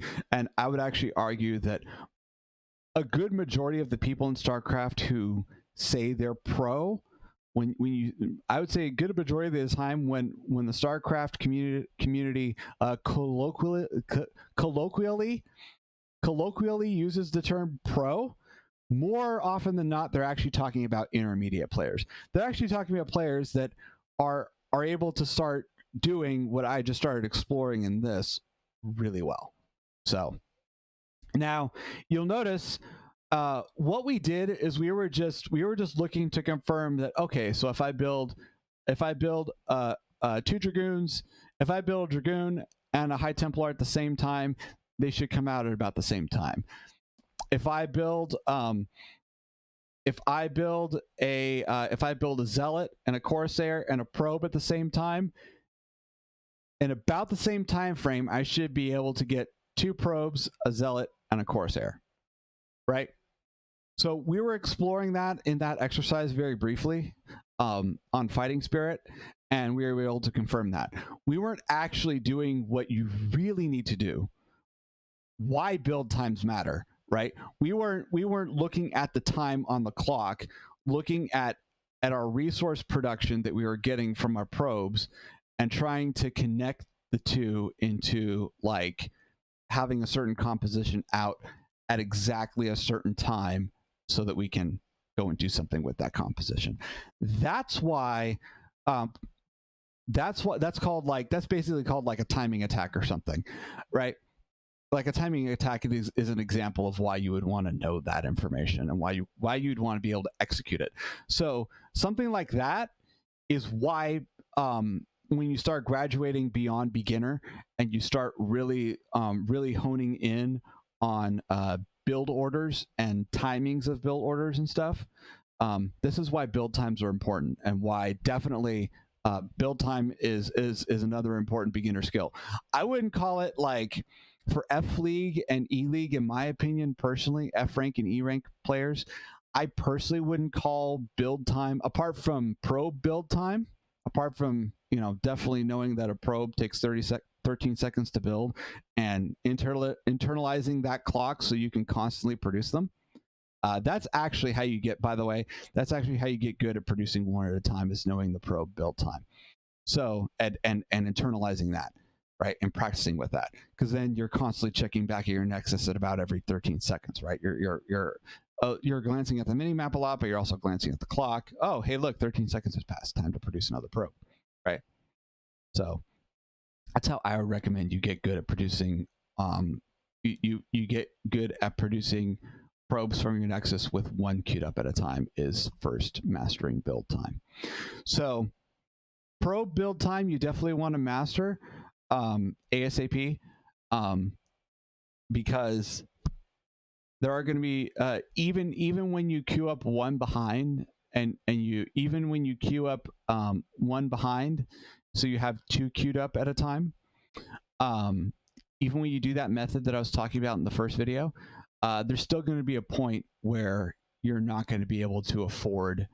There's going to be a point in the really, really early beginning where you're not going to be able to afford to do that. So even then, right off the bat, probe build time is critical. The faster you get your probes out, right? The faster you get more probes out, so the more constantly you're producing probes, the better off you'll be. If there's any gap in your probe production, man, you're on that alone, you're risking losing the game. You really are, especially in F and E rank. That's really what the losses and the wins come down to, is who's building their probes, faster. And if you're both building your probes at about the same time, then you're going to be about even, right? So, you don't believe me, man, go in your replays, watch all the games you're losing, watch your pro production versus your opponent's pro production. I guarantee you your opponent is outpacing you every time. So that is literally the difference between a win and a loss in F and E rank. So definitely master pro build time, but the rest of them, if you're F and E league, I shouldn't say league because it's not a league, but if you're F and E rank player like I am, all the other Protoss units, it's not. There's no pressure to master those build times. That's just that's something to kind of just start exploring and thinking about, because it's if you plug in the data and you look at what I was looking at, you're like, oh, that's interesting. Look at that. I can do that. And then you experiment and, hey, look, I actually confirmed I can actually do that. It's cool. So, it's a cool thing to experiment with and to explore a little bit, but don't focus on mastering it right away if you're an F and E rank player. All right. Well, that covers this video. It was as long as I was afraid it was going to be. I was afraid this was going to be a 4-hour video. I kind of wanted it to be closer to 3.5 hours or so, but that's all right. So anyway, that's it. This concludes my kind of my short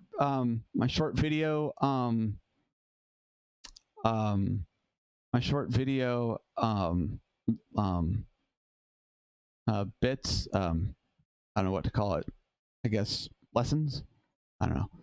My short video exercises and ideas behind practicing Brood War as a beginning Protoss player, specifically a beginning Protoss player. So if you're a Protoss player, and you're like me, you're F and E rank and you want to get good, here's some methods and some fundamentals and mechanics that you can consider to practice a lot to get good at. So I hope you enjoyed it, and I enjoyed making this video for you, and I will probably be streaming Brood War soon. So I hope you come by and say hello. And but if not, there's a really, really, really good possibility that I will see you on the ladder, right? GG. Thank you for watching. And of course, as always, stay safe and take care.